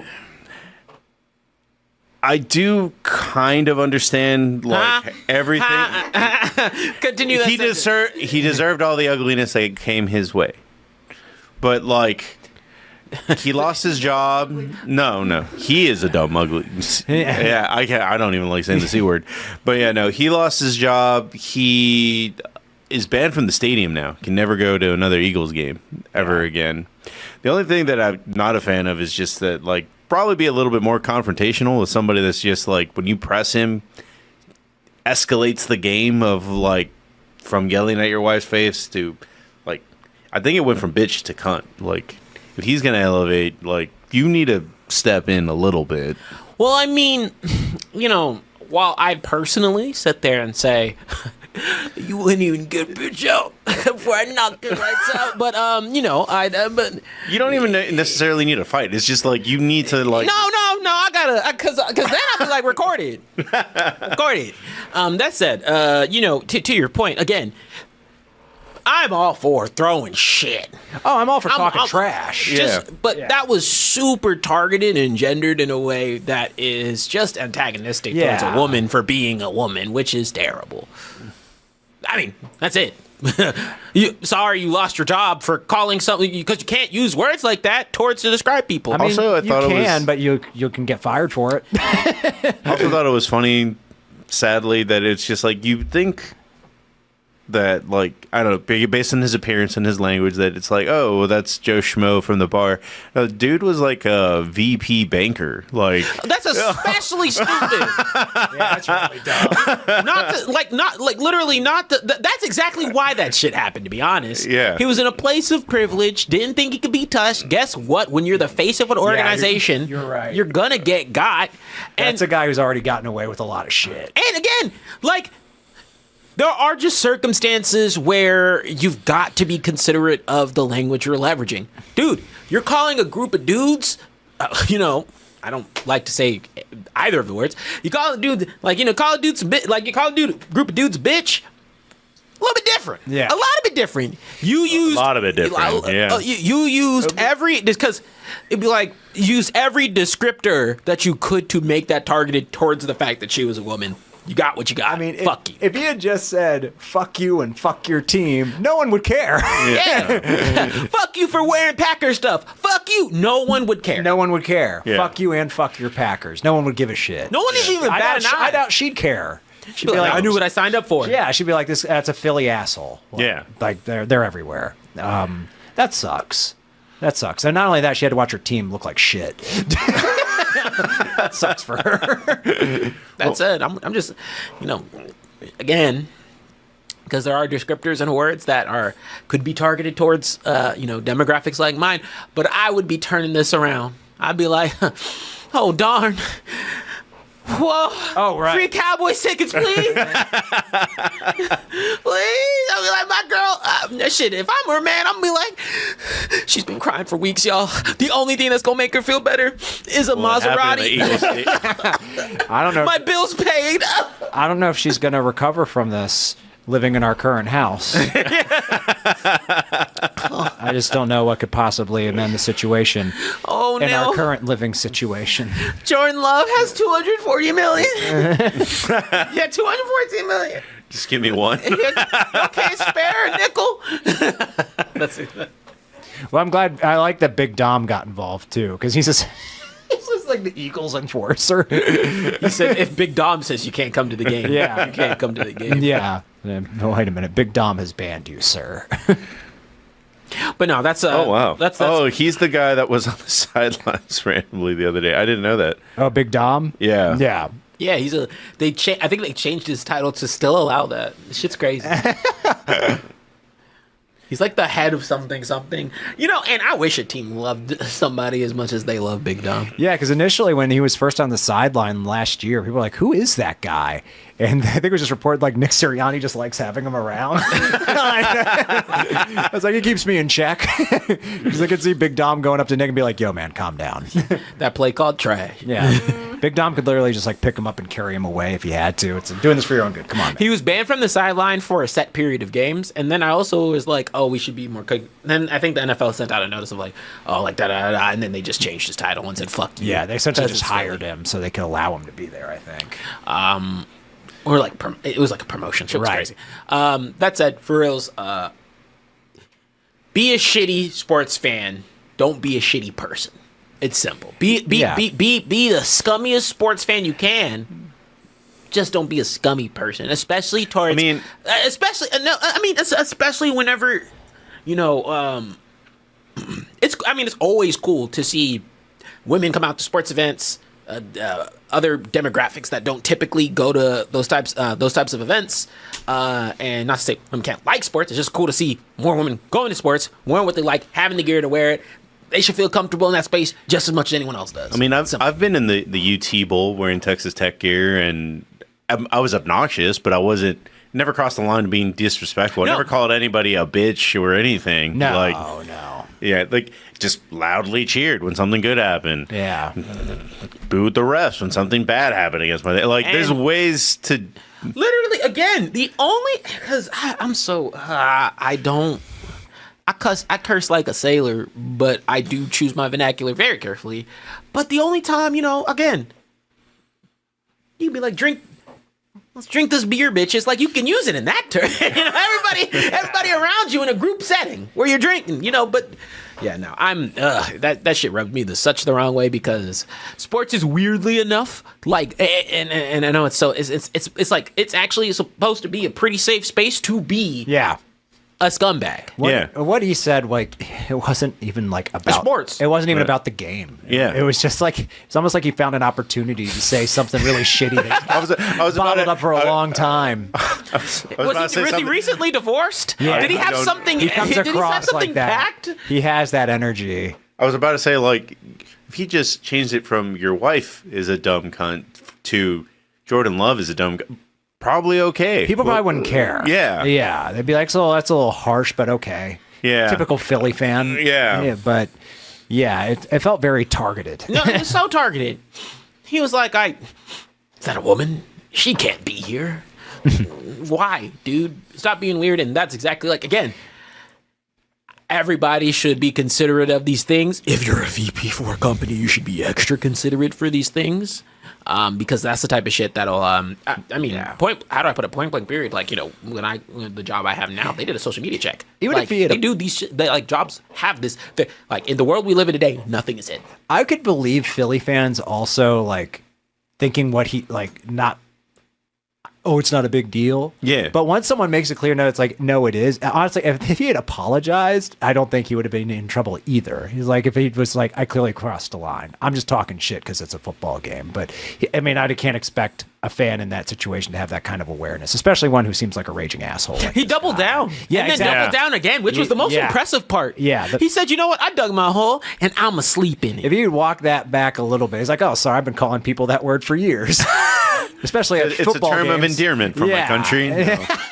The country of Philadelphia.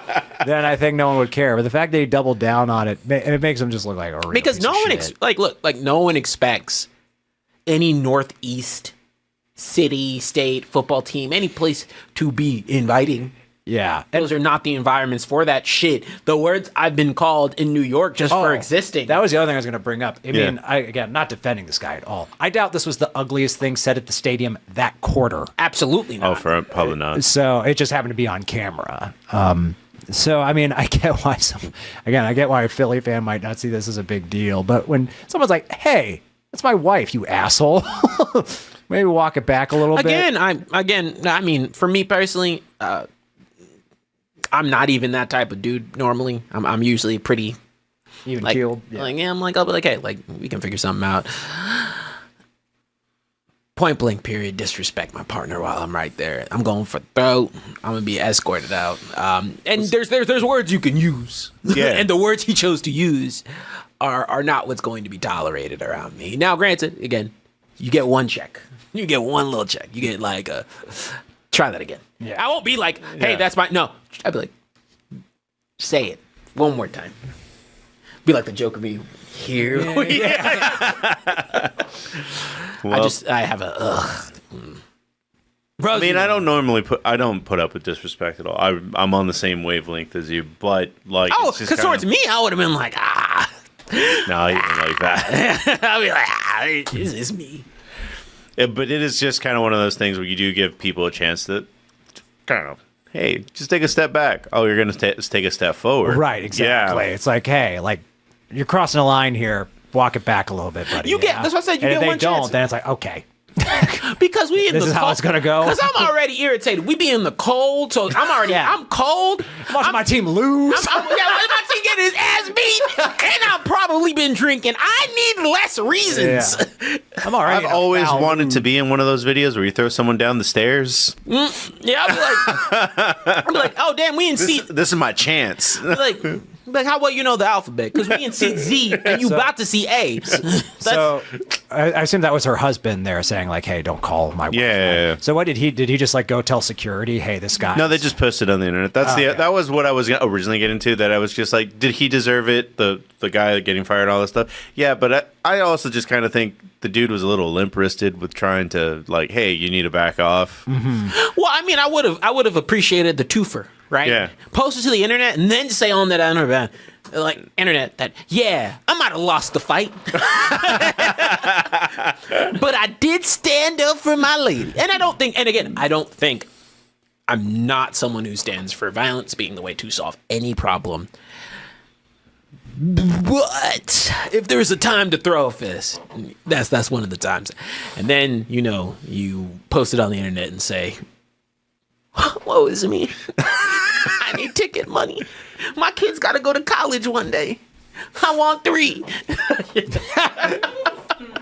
Well, from the stands to the game. The game itself? The game itself. Both these teams look rusty. They did not look very good. Neither of them. The Packers have one of the worst runs in defense of the playoff caliber teams that were left. Yeah. We'll talk about the next one. Man, all this shit I be hearing about the Cowboys and this run defense, I'm like, these playoff teams can't stop a run to save their fucking lives, Can't bro. stop a running nose, let alone Saquon or Derek. Get Dallas out your mouse, because these run defenses in this playoffs are terrible. Particularly one more so than the other. Saquon is legitimately. Also, Saquon's monstrous. Saquon's great. Oh yeah, And Jalen can run the ball well. yeah. I knew as soon as that team came together, I was like, that quarterback option, which they didn't even run that game, was going to be disastrous. Yeah. Same with the Ravens, Lamar and Derrick Henry. They do use their option well. Since the bye, definitely. Yeah. I haven't seen a game since where I'm like, why are you not giving the ball to Derrick Henry 20 times? And they have since the bye, they've been doing that. And then, are we hopping between games? Are we staying on this one real quick? Because we can finish out the okay, Packers. because the Packers and Eagles game. Just got to talk about one more thing about Yeah, this game. yeah.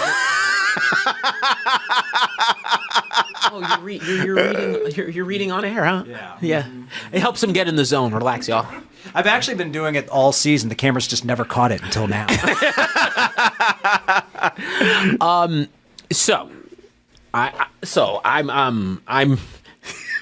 Man, it is distracting. You're right. So my feelings are very simple. Some people have weird game rituals that I'm always Reading about. a book is a descendant of the ancient shark god. On the surface, he looks. I'm always super pro people. Man, it's so hard. I'm super pro having people have their weird game rituals. He likes to label them. I'm super comfortable with people having, those things that help them get in the mindset of the game.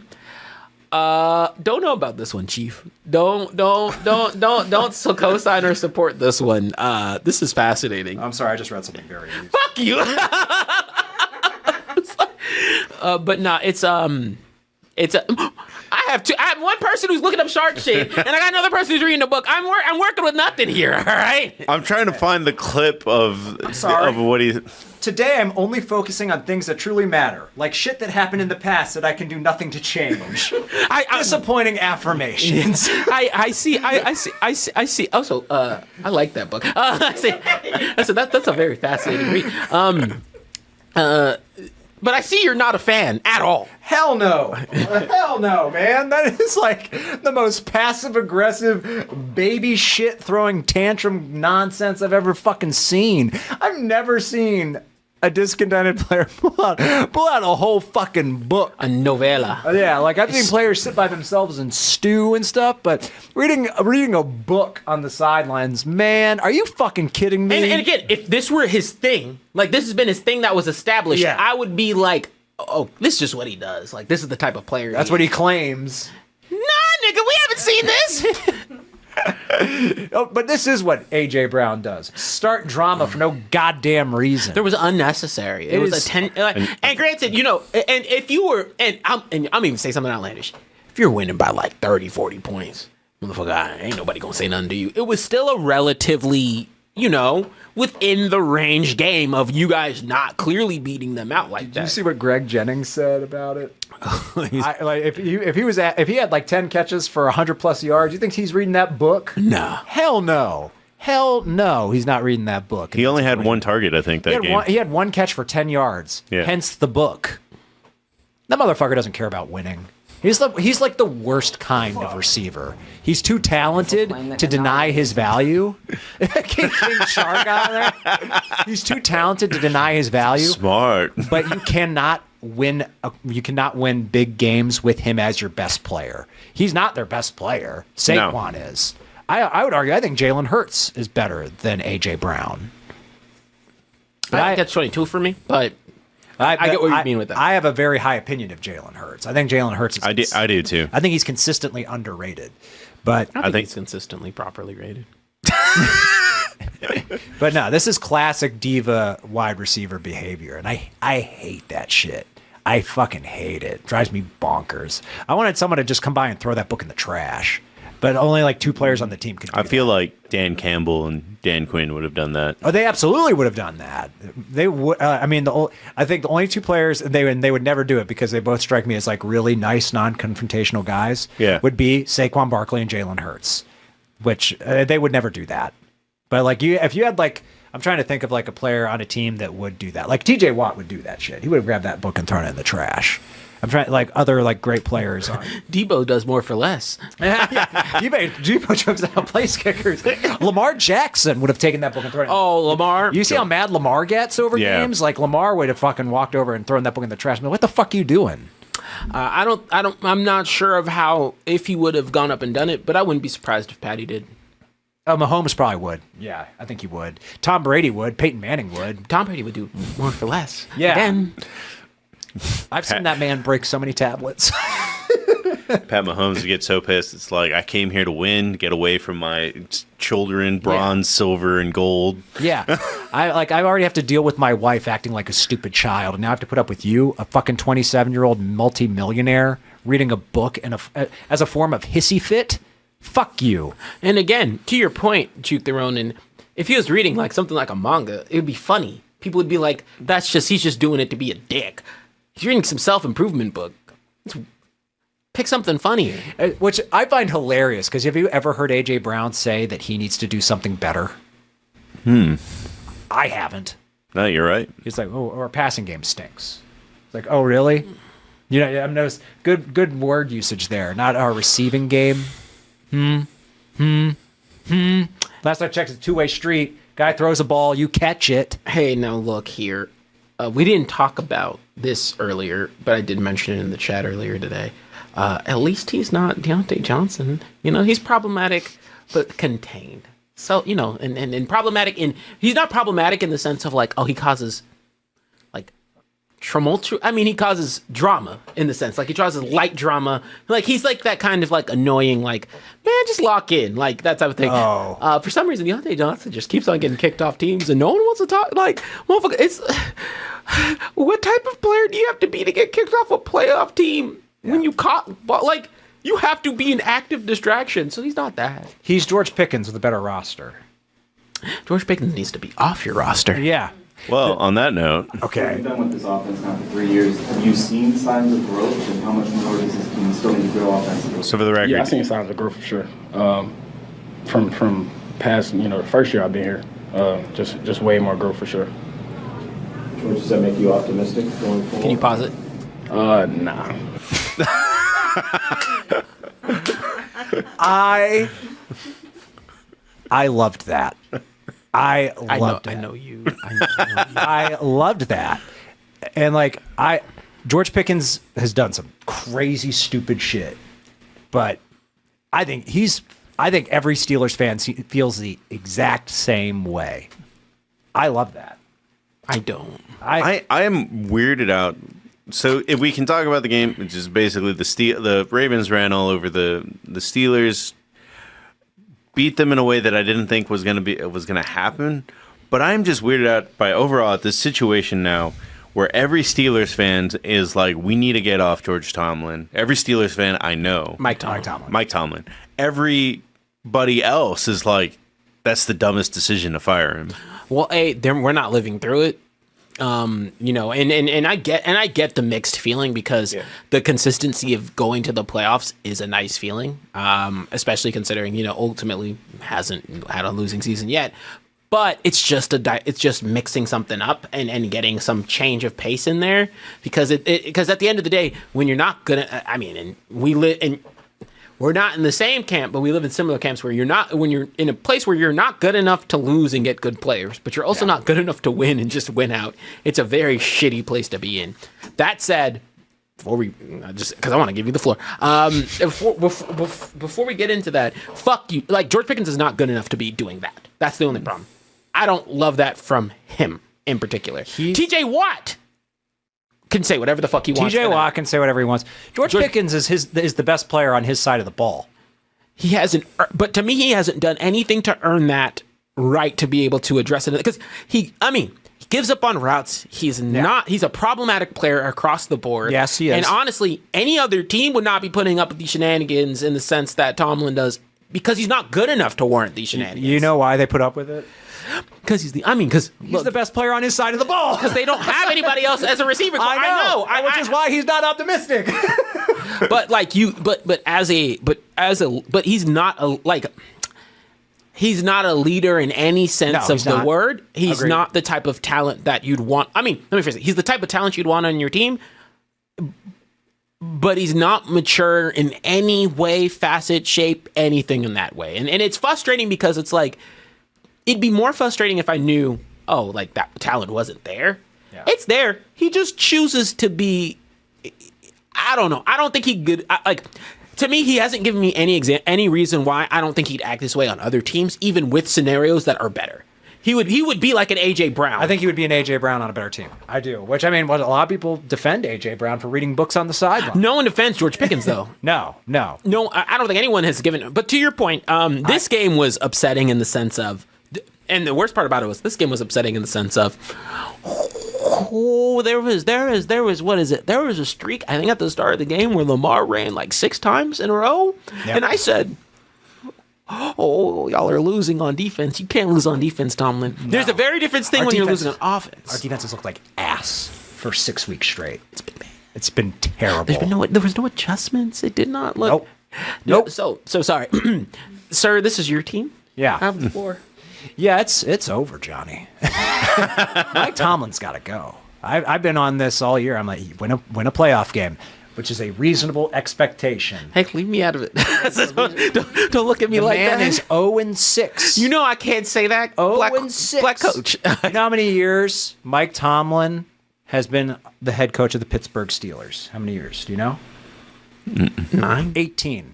I know that. Oh, shit. 18? 18. I know his Super Bowl was like in 2008. You know how many of those 18 years he didn't win a playoff game in?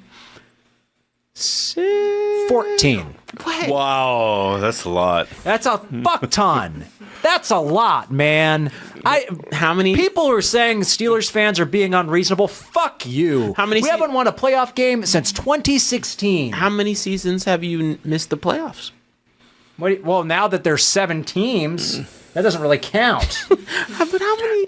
I remember the year that more opportunities to win playoff games is what you're saying. Opportunities that this man has not capitalized on. I saw Daniel Jones win a playoff game. You know how fucking infuriating that is? Now, granted, I don't remember the bracket exactly, but I do remember Big Ben's last year. They played the Chiefs. He straight up treated it like, yeah, we're just happy to be here. Yeah. I don't want to hear that shit. I don't want to hear that shit. What I will say, and this is the only thing, because I will not sit here and you can get on to me for this.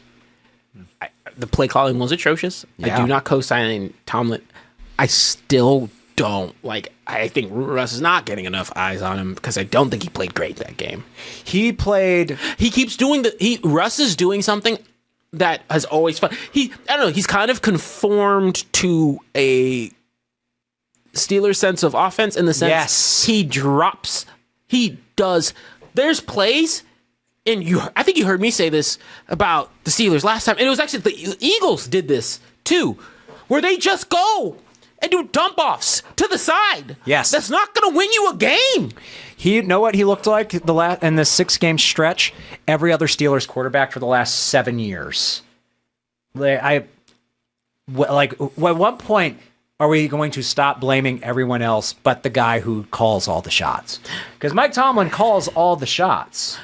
Well, that's a Mike Tomlin offense and defense. Because it doesn't matter what coordinator he hires, that always looks the fucking same. Well, you know that I'll die on that Tomlin hill, but all right, I will still. I'll dig it for you.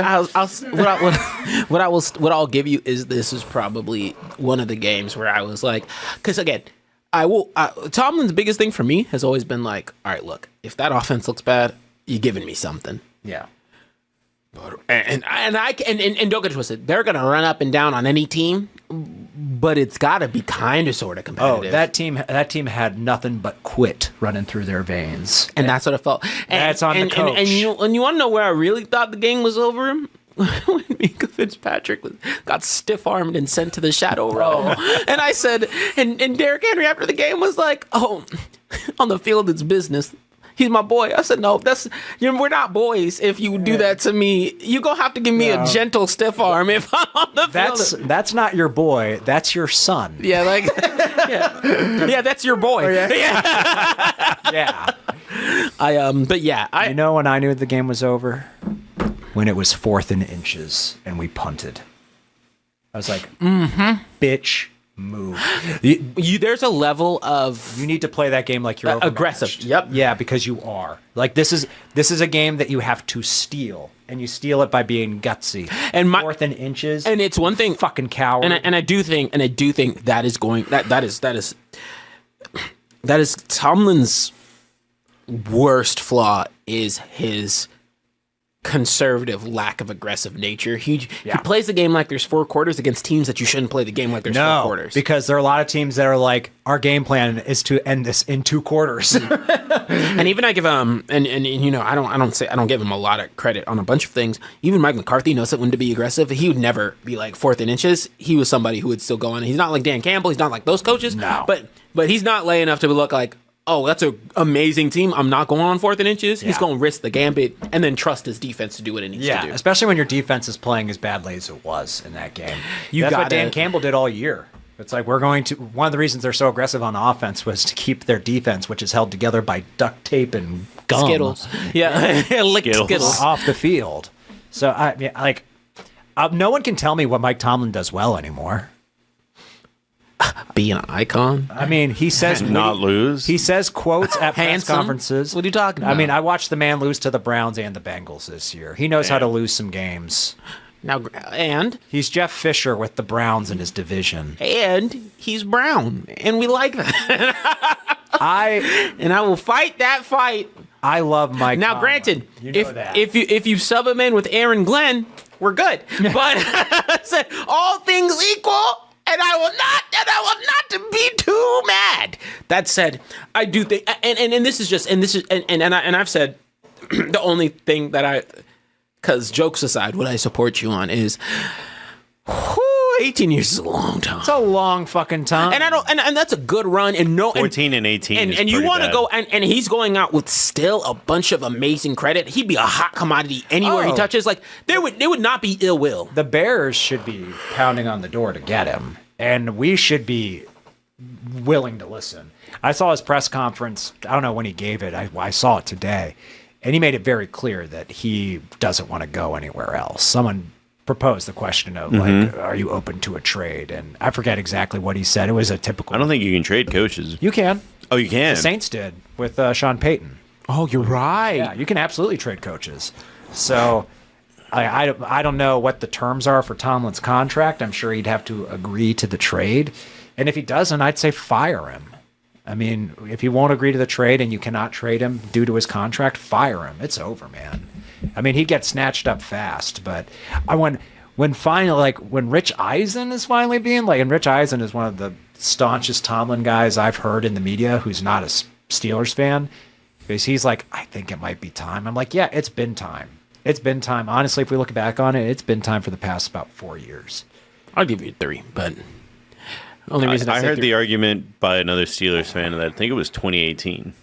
That was his. Yes, because we didn't win anything with Ben Roethlisberger, Le'Veon Bell, or Antonio Brown on the same team. That's a stacked roster, and we achieved nothing with it. Nothing. Didn't even make a Super in Bowl his appearance. defense. There's 3 bad apples and 3 rotten apples. Motherfuckers You know who wanted them? Mike Tomlin. At some point, the man needs to be held accountable for our roster's problematic behavior. Either he's coaching it or condoning it.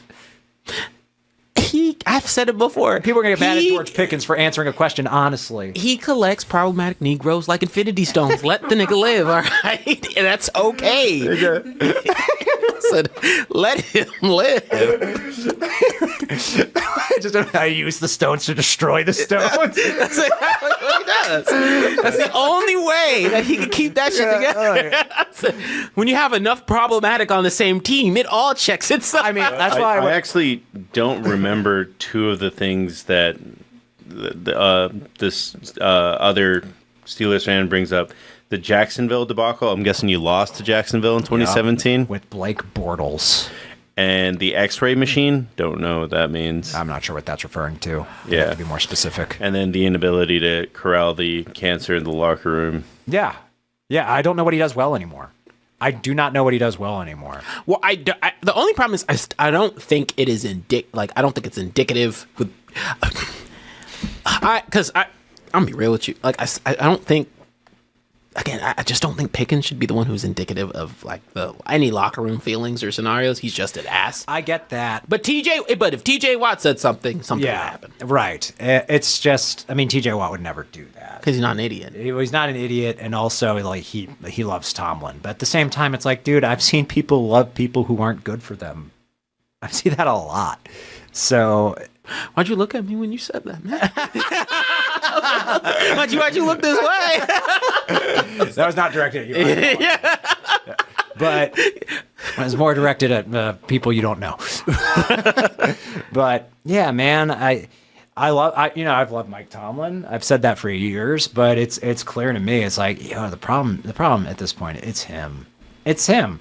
They win 9 or 10 games and then they shut down.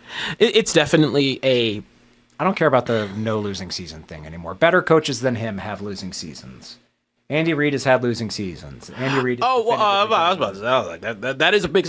But what I would say, I don't care about it. Well, what I would say is, I think because of the nature of the, I think what the Steelers need, outside of just if Tomlin has to say, and it's still up in the air, right? It's not been confirmed. If Tomlin has to stay, then they have to talk to him about just letting go the reins on something. Yeah. And because I do think he could, if he were able to completely focus in on the defense, right? Just say, because I don't think he's offensively minded one bit. No, he's not. So he's not. You've got to be able to say, let's pull back. Oh yeah. What's up, Argo? Thank you for raiding with a party of 8. You've got to be able to say, let's. Oh, Ricardo knows what it is. You've got to be able to say, cool. Let's try something else.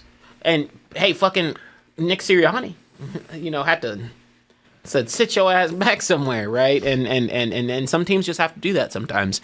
I think he needs a little.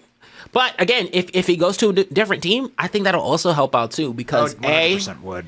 It'll the Eagles and Andy Reid benefited from separating. I feel like is the best argument to why they should go. That's my feeling on it. And I don't think again, it's not even a matter of job to be like Mike Tomlin would get a job. He'd get hired immediately. The Bears would take him in a heartbeat, and they should want him because, to your point, they need a coach to tell Caleb to stop being a bitch. Oh, and if there's any coach to tell him to stop being a bitch, it'd be Tomlin. Don't take that very kindly. No.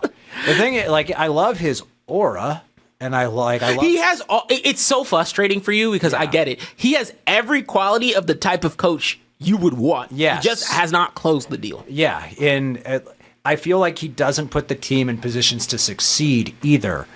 Once they get there, I never see this. They don't surprise me anymore. You know what I mean? It's they're not creative. No, they're so like I feel it's one of those situations where it's like he's a culture guy, but the Steelers culture has been great for a long time. And the other thing that frustrates me is like people are like, good luck finding a better coach. It's like, if any organization could, who it would be?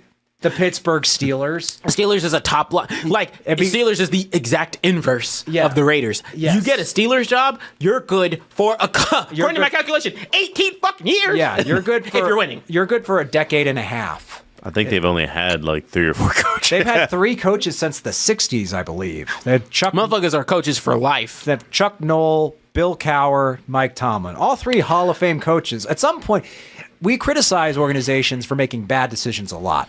Rightly so. We got to flip it sometimes. It's like, the Steelers are really good at hiring head coaches. I'd kind of like us to do that again. I mean, my number one choice has already been snatched up. I wanted Vrabel. Has he signed? Yeah, he's a Patriot. He's with the Patriots. Oh, that's why they fired Gerard Mayo. When was that confirmed? Over the weekend? Like a few days ago. Yeah, my bad. I was out of that. That's why they knew that was going to happen. Did you see when after the Patriots won that game and lost the number 1 draft pick, the statement that they put out? Mm-hmm. This is the toughest decision. My point being was the length of it. Mm-hmm. They had that shit written weeks ago. They knew. It's like, we're going to fire this guy to get Mike Vrabel, which I get people being upset about it. When you have a Mike Vrabel available, man. I don't get the Mike Vrabel short stick. You don't? Right. No, I don't. Really, truly don't. Look at the Titans now.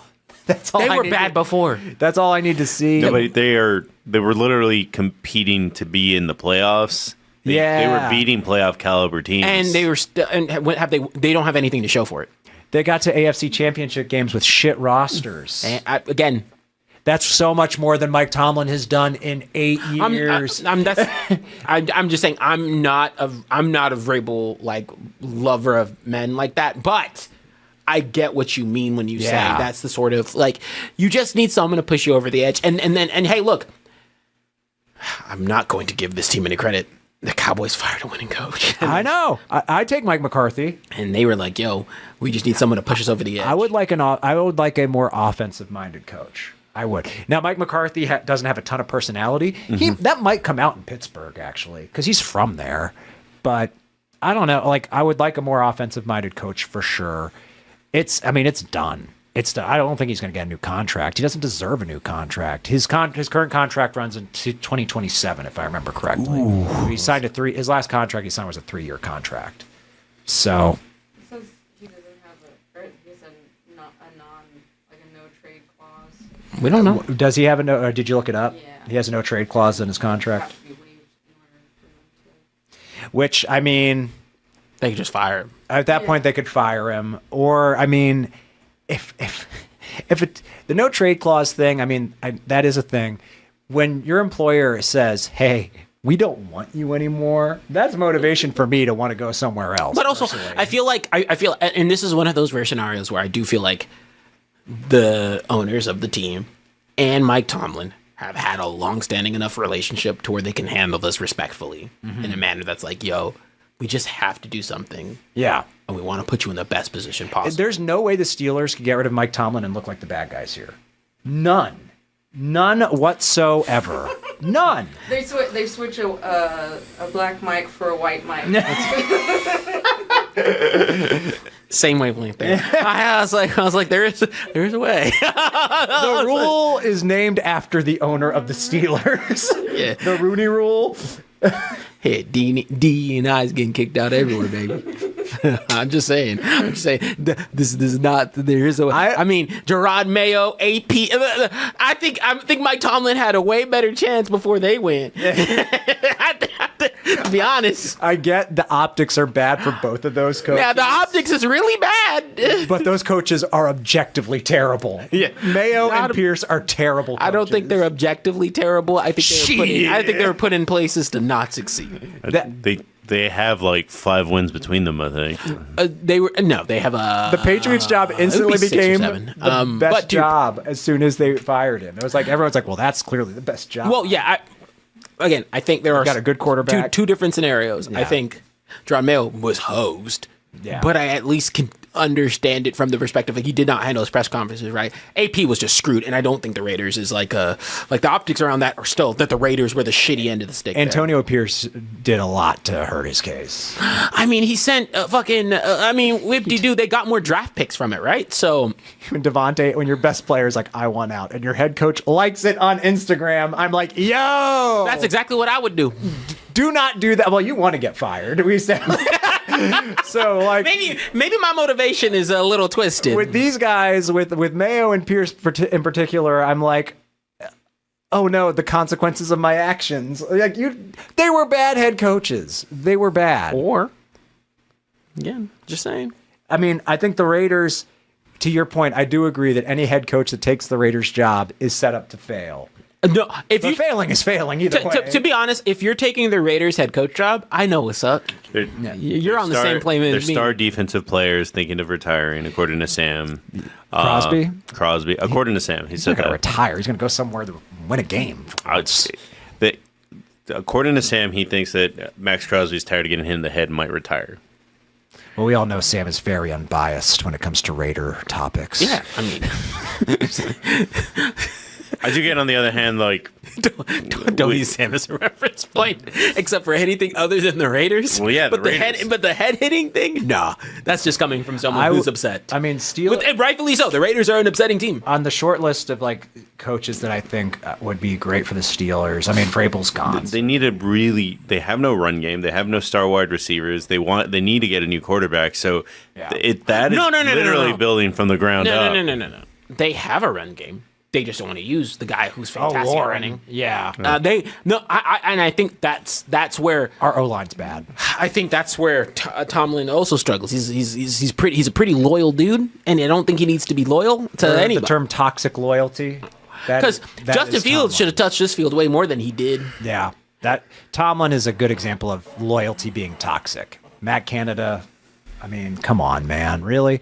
I mean, Aaron Glenn, I would love us to talk to him. Brian Flores, love us to talk to him. I mean, everybody would love to talk to Ben Johnson. I actually think Ben Johnson would be, I have a hunch about him that I don't think he'd be a good head coach. I think he's too crazy. You know what I mean? Like, I think he's exactly where he needs to be. Like, I think he's a loony man. The motherfucker made a trip play, bro. A trip play. Yeah, motherfucker psycho. He asked Jared Goff, "Hey, on this play, could you fumble it for real?" And Goff was like, "Nah, I think I'll just pretend to fumble it. I think it'll work." Like, Ben Johnson is a crazy person. Well, yeah, you want Robert Saleh? No, I do not. Pure psychopath. Pure sociopath. I was one of the few people that actually defended the Jets firing Robert Saleh. I mean, that take has aged poorly. But at the time, I was like, he's a bad coach. Like, what more do we need to see from Robert Saleh to know that he's not a good head coach? I thought he was leading the Jets in the right direction before they got Aaron Rodgers. Yeah, and then they did. I feel like any team that has Rodgers, immediately. I am learning more and more. I don't know how much of it is plus or minus more on the GM than the coach. Sometimes. That's also something that I don't think gets called off. The Jets have talent, though. But that they had talent, like when they were working with their coach. Yeah. And then at a certain point, it became the Aaron Rodgers team. It was his talent. Who did he want on the team? Yeah, this most recent season, yes. Did Devontae Adams trade? Did that happen after Saleh was fired, or no? I don't even remember. I forget. It's such a shit. But it still makes it Aaron Rodgers' team. Yeah. I don't know, because what I brought up that, hey, we're going to talk about maybe Tomlin being fired. One of my friends' argument was like, but he's led some bad teams to the playoffs, and I was like, I'm not. It's just it's your motivation as a team, right? Because yes, it's great to go to the playoffs, and actually that's what you want as a team. But it is about seeing some sort of forward progression, in some way, shape, or form. And I think that's the delta for the Steelers. Going to the playoffs isn't special for them. Now, if they made it to a conference. Right. No one's gonna like. To me, I do call kind of bullshit to people who are like, "Oh, they made it to a conference last year. They got to make it." To... No. If they make it to a conference, that's a great. That means you had a great season, and sometimes that just doesn't happen again. Ultimately, though, that hasn't happened. No, and also it's one of those things where He took some bad teams to the playoffs. You know how we knew those were bad teams? Because they got destroyed in the playoffs. You know what I mean? So it's one of those things where it's like, we didn't really know how bad they were until they got wrecked in a game that really mattered. And Mike Tomlin has a lot of say in that organization. A lot. You think do you think that they put this roster together without his approval? Fuck no. Fuck no. You're not there for 18 years. Exactly. To be 18 sounds. He's not going to like. I hear what you were saying earlier. Mike Tomlin does he strike you as a humble man? No. And He's got an ego. I love swag. I love a little bit of ego in my head coach. The exaggerated swagger of a black teen, if you will. Don't do that. You see Mike Tomlin swinging through the Pittsburgh skyline. The exaggerated swagger. But I value self-awareness too. Like Dan Campbell has self-awareness. I don't mind. Andy Reid has self-awareness. I don't mind ego coaches. Yeah. If you deliver it on the ego side, and he has it, and it's so a long time. He has. It's so frustrating because he's like 90% there. You just have to win. Yeah. And then you get all the then everything about Tomlin is 100% factual. We wouldn't even be having this conversation. It's even and to tell you how good of a coach he is, it's even tough. Like, I mean, the fact that people are still being like, this is a tough conversation is telling you how much like he's the hottest commodity on the market if he touches the market. Oh yeah, Fuck a Ben Johnson. Fuck Kellen Moore. I 100% agree with that. I think if he was available, teams would be banging on the door. That happened with Andy Reid though too. And it was still the right decision for both Andy Reid and the Eagles. They finally won a Super Bowl. They never won a Super Bowl with Andy Reid. So and Reid's won more Super Bowls than he knows what to do with, to be honest. About to win 3 in a row, maybe. So it'd be 4 total with this one, correct? Andy Reid's won 3. He's already won 3. Gross. Well, let's see if that happens, but I'm doing some predictions here really quick, starting with, actually, the Chiefs and the Texans. Did we talk about every playoff game? Did we get to that one? Okay, we did. Okay. Oh, and, sorry, Lamar and Derek looked great. Of course. I mean, Lamar looks clearly like the MVP, as he should. Think Lamar's going to win it? He better. We'll find out here in 2 weeks. If it doesn't go to Lamar, better go to Saquon. It's not going to Saquon. Saquon ain't getting it. I know. It's either going to be Josh Allen or Lamar. Josh Allen is going to go to an AFC Championship game with his fiance. And let me know and let me say very clearly, if Saquon does not make it to the Super Bowl, he is my take a lap of that week. Not because of the team is the take a lap, because of the way they handled that situation. But go ahead. Texans, Chiefs. Texans. Chiefs. I'll take the Chiefs as well. Lions, Commanders. Lions. No comment. I can't pick between these two. I don't want to see. Oh gosh. Do I think the Lions will win? Yeah. Do I want the Commanders to win? Kinda. Do I want both these teams to kind of eventually tire themselves out and be unable to compete? Yeah. But then you'll get the Eagles in the Super Bowl. But I'd rather have the Commanders. I think what I will say is I think the Commanders. I think Jaden Daniels making it to the conference championship in his rookie year is just as a compelling storyline as the Lions making it to the conference championship. Oh, absolutely. Yeah. I mean, Jaden Daniels winning. It was already a rookie doing that. I mean, how many rookies have won more than one playoff game? Has that ever happened? I don't think that's ever happened. More than one playoff game? Yeah. Has there ever been a rookie to win 2 playoff games or more? I don't think it's ever happened.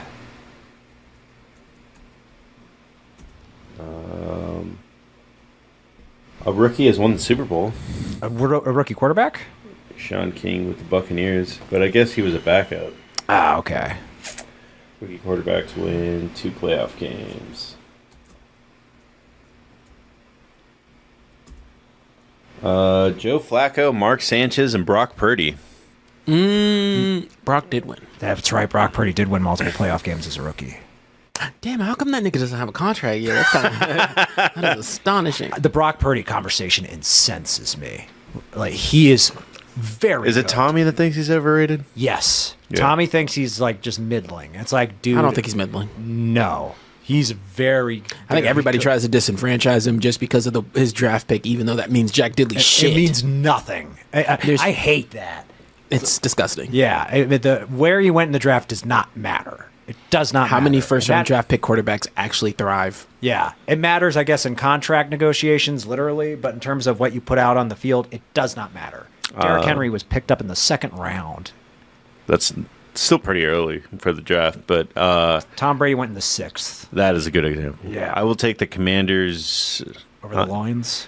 Yeah, I just feel like the Lions are just super beat up. We're like, but that just means like next year. That. People keep saying that, and they keep winning for like 9 weeks, man. And they had a rest but period. It just gets and harder. Anzalone's back. I didn't even know who he was, but he looked. But everyone was saying like he's a big difference maker, and he clearly was in that Vikings game. So, I do think that even if the Lions do lose, like not win a Super Bowl, they're just going to be that team next year, though, for sure. They get Aiden Hutchinson back. They get like 20 starters. What gets me with the Lions is like I know they're beat up, but they do not look beat up. They look like they play like they play like they got to shit their pants or something. It's ridiculous. They play so hard. So, I mean, yeah, I know they're depleted on defense, but I think this game they're going to be healthier than they've been in a while. So, I think having 2 weeks off, essentially. A part of me would be, I think it'd be, actually, fuck it. I do want the Commanders to win. I want to make Jerry Jones squeam. You won't be miffed at an all NFC East. Oh, miffed. I'd go cataclysmic. I'd. 2 black quarterbacks. Don't you do that to me. It's a win-win. Count your blessings. Don't you do that to me. I'm pulling for the Lions. I mean, the Lions. I'm still a crab in the barrel. I'm still Tag down here with me. If we gonna suck, we gonna suck. Technically, all you need is the Bills and the Lions to lose, and you have an all-black, blackout, an all-black Super Bowl. That's not my. That's not what I want, unless Dak's there. That said, to your point. Oh, it was Vince Young. I was like, who was the person way out of his depth that said, "I'm going to be the next black quarterback to win a Super Bowl"? And it was Vince Young. He was way out of his depth. I would say that was Andy Dalton. What I would say is I actually, if we're talking, what's the next game? Sorry. Rams Eagles. Actually, I'm taking the Rams. Oh, this is going to be a good one. The zombie team that's hard to put down. They're healthier than they've been in a while. This is a.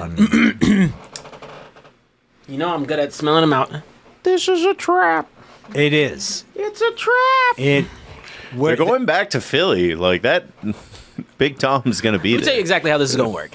It's the Rams going to win this out, and then whoever wins the Lions Commanders game is going to be who goes to the Super Bowl. Well,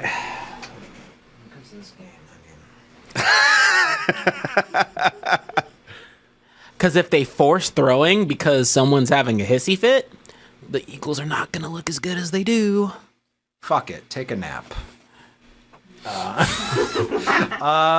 You know what? I agree with you. I'm leaning towards the Rams in this one because if anyone on the Rams sideline, if Puka Nacua pulls out a fucking book, I think Sean McVay's slapping him in the face.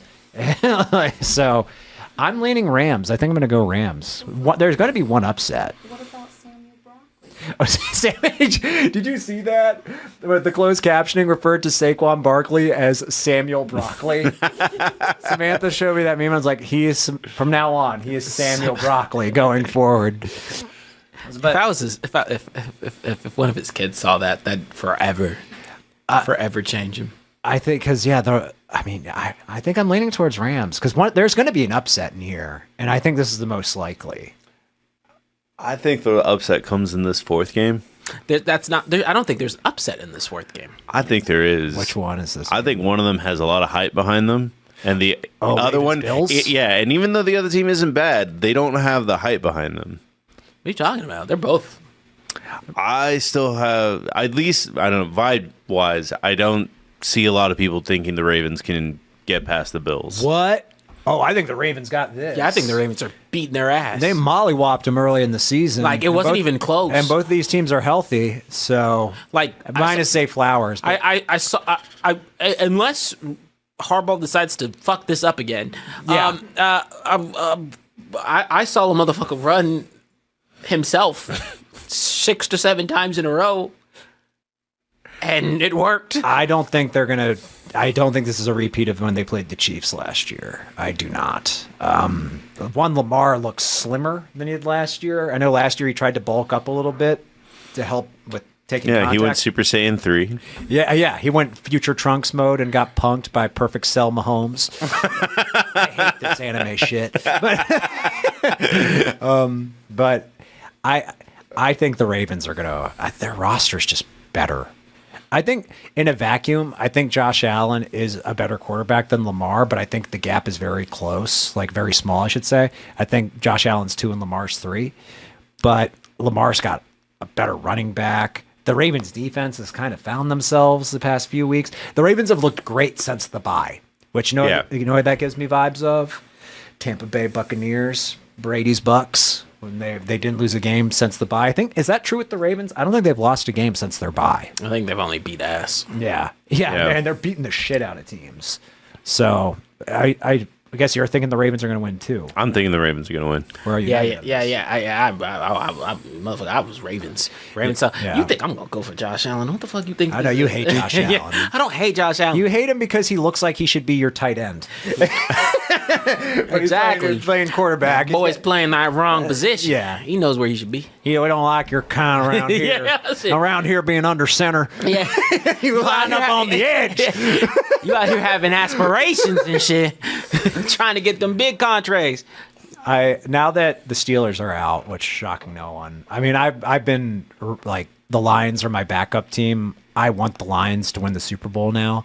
But Jaden Daniels is so fucking awesome. It'd be so much more fascinating. I would not be. I mean, I would be a little disappointed because I love Dan Campbell in this Lions team. But Jaden Daniels, like, that kid's great. Imagine a CJ Jaden Daniels Super Bowl. That'd be cool. That'd be really cool. And I would like to see a Super Bowl between two teams that have never won one. So I mean, look, I don't want the Chiefs to win any at all. It'd be boring. They're like, I don't hate the Chiefs the way a lot of people do. I don't hate them either. It'd just be boring. They're the team that I like. If they won it, I'd be like, God damn it! Like, I would be a little annoyed. I'm actually only annoyed if the Rams win. That's the only team that would annoy me. Why? Really? LA doesn't deserve another Super Bowl. They didn't They're show on up. fire. Fire, Marcos. They don't deserve Their it. trophies could be going up in smoke as we speak. When LA wasn't on fire, they didn't show up to their Super Bowl party. That's true. fair. That's fair.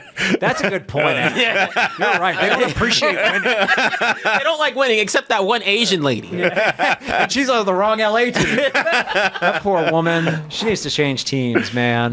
Matt Stafford plays like hard in big games. Even when he loses, he goes down swinging. Yeah, they don't have a culture for football like they should. Which is, they've got a great coach. And a good stadium. A good stadium, a really good quarterback. If Matt Stafford wins a second Super Bowl, Is LA just a basketball city, I guess? I think it is a spoiled city. And when things don't go their way, they're just like, I'm going to the beach. And I'm going to buy $18 tacos. Like, I think they're just like, sports are not a big part of their life. It's a city full of distraction. Tech, Hollywood, overpriced food, $5 a gallon for gas. That one gets me. Yeah. It's terrible traffic. Yeah. So I think they're just like... Place is overrated as shit. So, yeah, I think they just don't appreciate it. Meanwhile, you got teams like in the Midwest and in the East Coast during football season where it's cold and miserable. And at that time of year, it feels like football's all you got. Yeah, that Buffalo game is, A, it's a home game, and B, it's at night at 7. In Buffalo, correct. Yeah, that's right, because Buffalo was the 2 seed. Yeah, like, and those, you better believe there'll be a lot of Ravens fans there too. That game will be fun. Emotions are going to be really high for that one. I think that's the game I'm most excited to watch. Even though I do think the Ravens are going to beat ass. But I think the atmosphere is going to be really cool for the first quarter or two. And then it's going to get sad for Buffalo again. But I would like to see, I mean, teams in the AFC that have not won a Super Bowl who are still alive. The Texans and the Bills, correct? I think that's it. Yeah, that's it. And then in the NFC, they've all won. Just the Lions. The Lions. The Lions have not. The Lions have not won a Super Bowl. So, I mean, it was the Vikings, but now we know why. And every game Jaden Daniels wins just gets me closer to a blacked out NFC East, because eventually the Giants will have to be like, oh, damn it. We got to get ourselves one. They're drafting Shador, bro. It's either Shador or Cam Ward. They have to pick. They're going to trade for Mike Tomlin and have him play quarterback. Because they're a very ignorant, slightly racist franchise. Yeah, motherfucker. Can you pull it up? Have the Giants ever had a black starting QB? Of course they haven't. I know they haven't. Tyrod Taylor. Oh, really? When was that?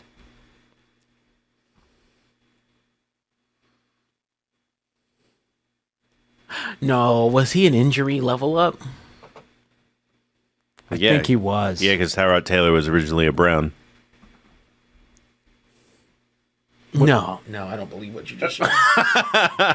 That's it. No, because that was the first win as a black coach. Geno Smith. He was on the Jets.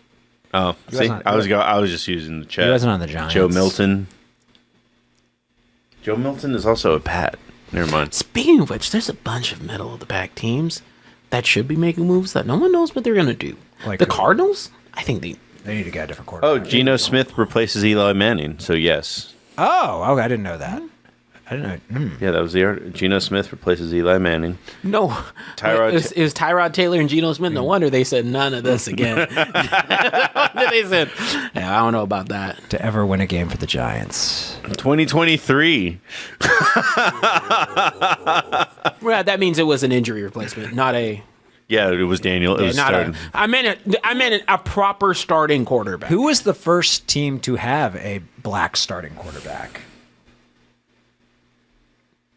I know I'm the black quarterback guy, but that doesn't mean, you know. To have, I'm going to guess, and I'm going to be wrong. Randall Cunningham of the Eagles is the first one I can think of. When was that? Do you remember? Or late 80s. Okay. That checks. First. I'm trying to remember. Like, Cordell Stewart was like mid-90s. Willie Thrower.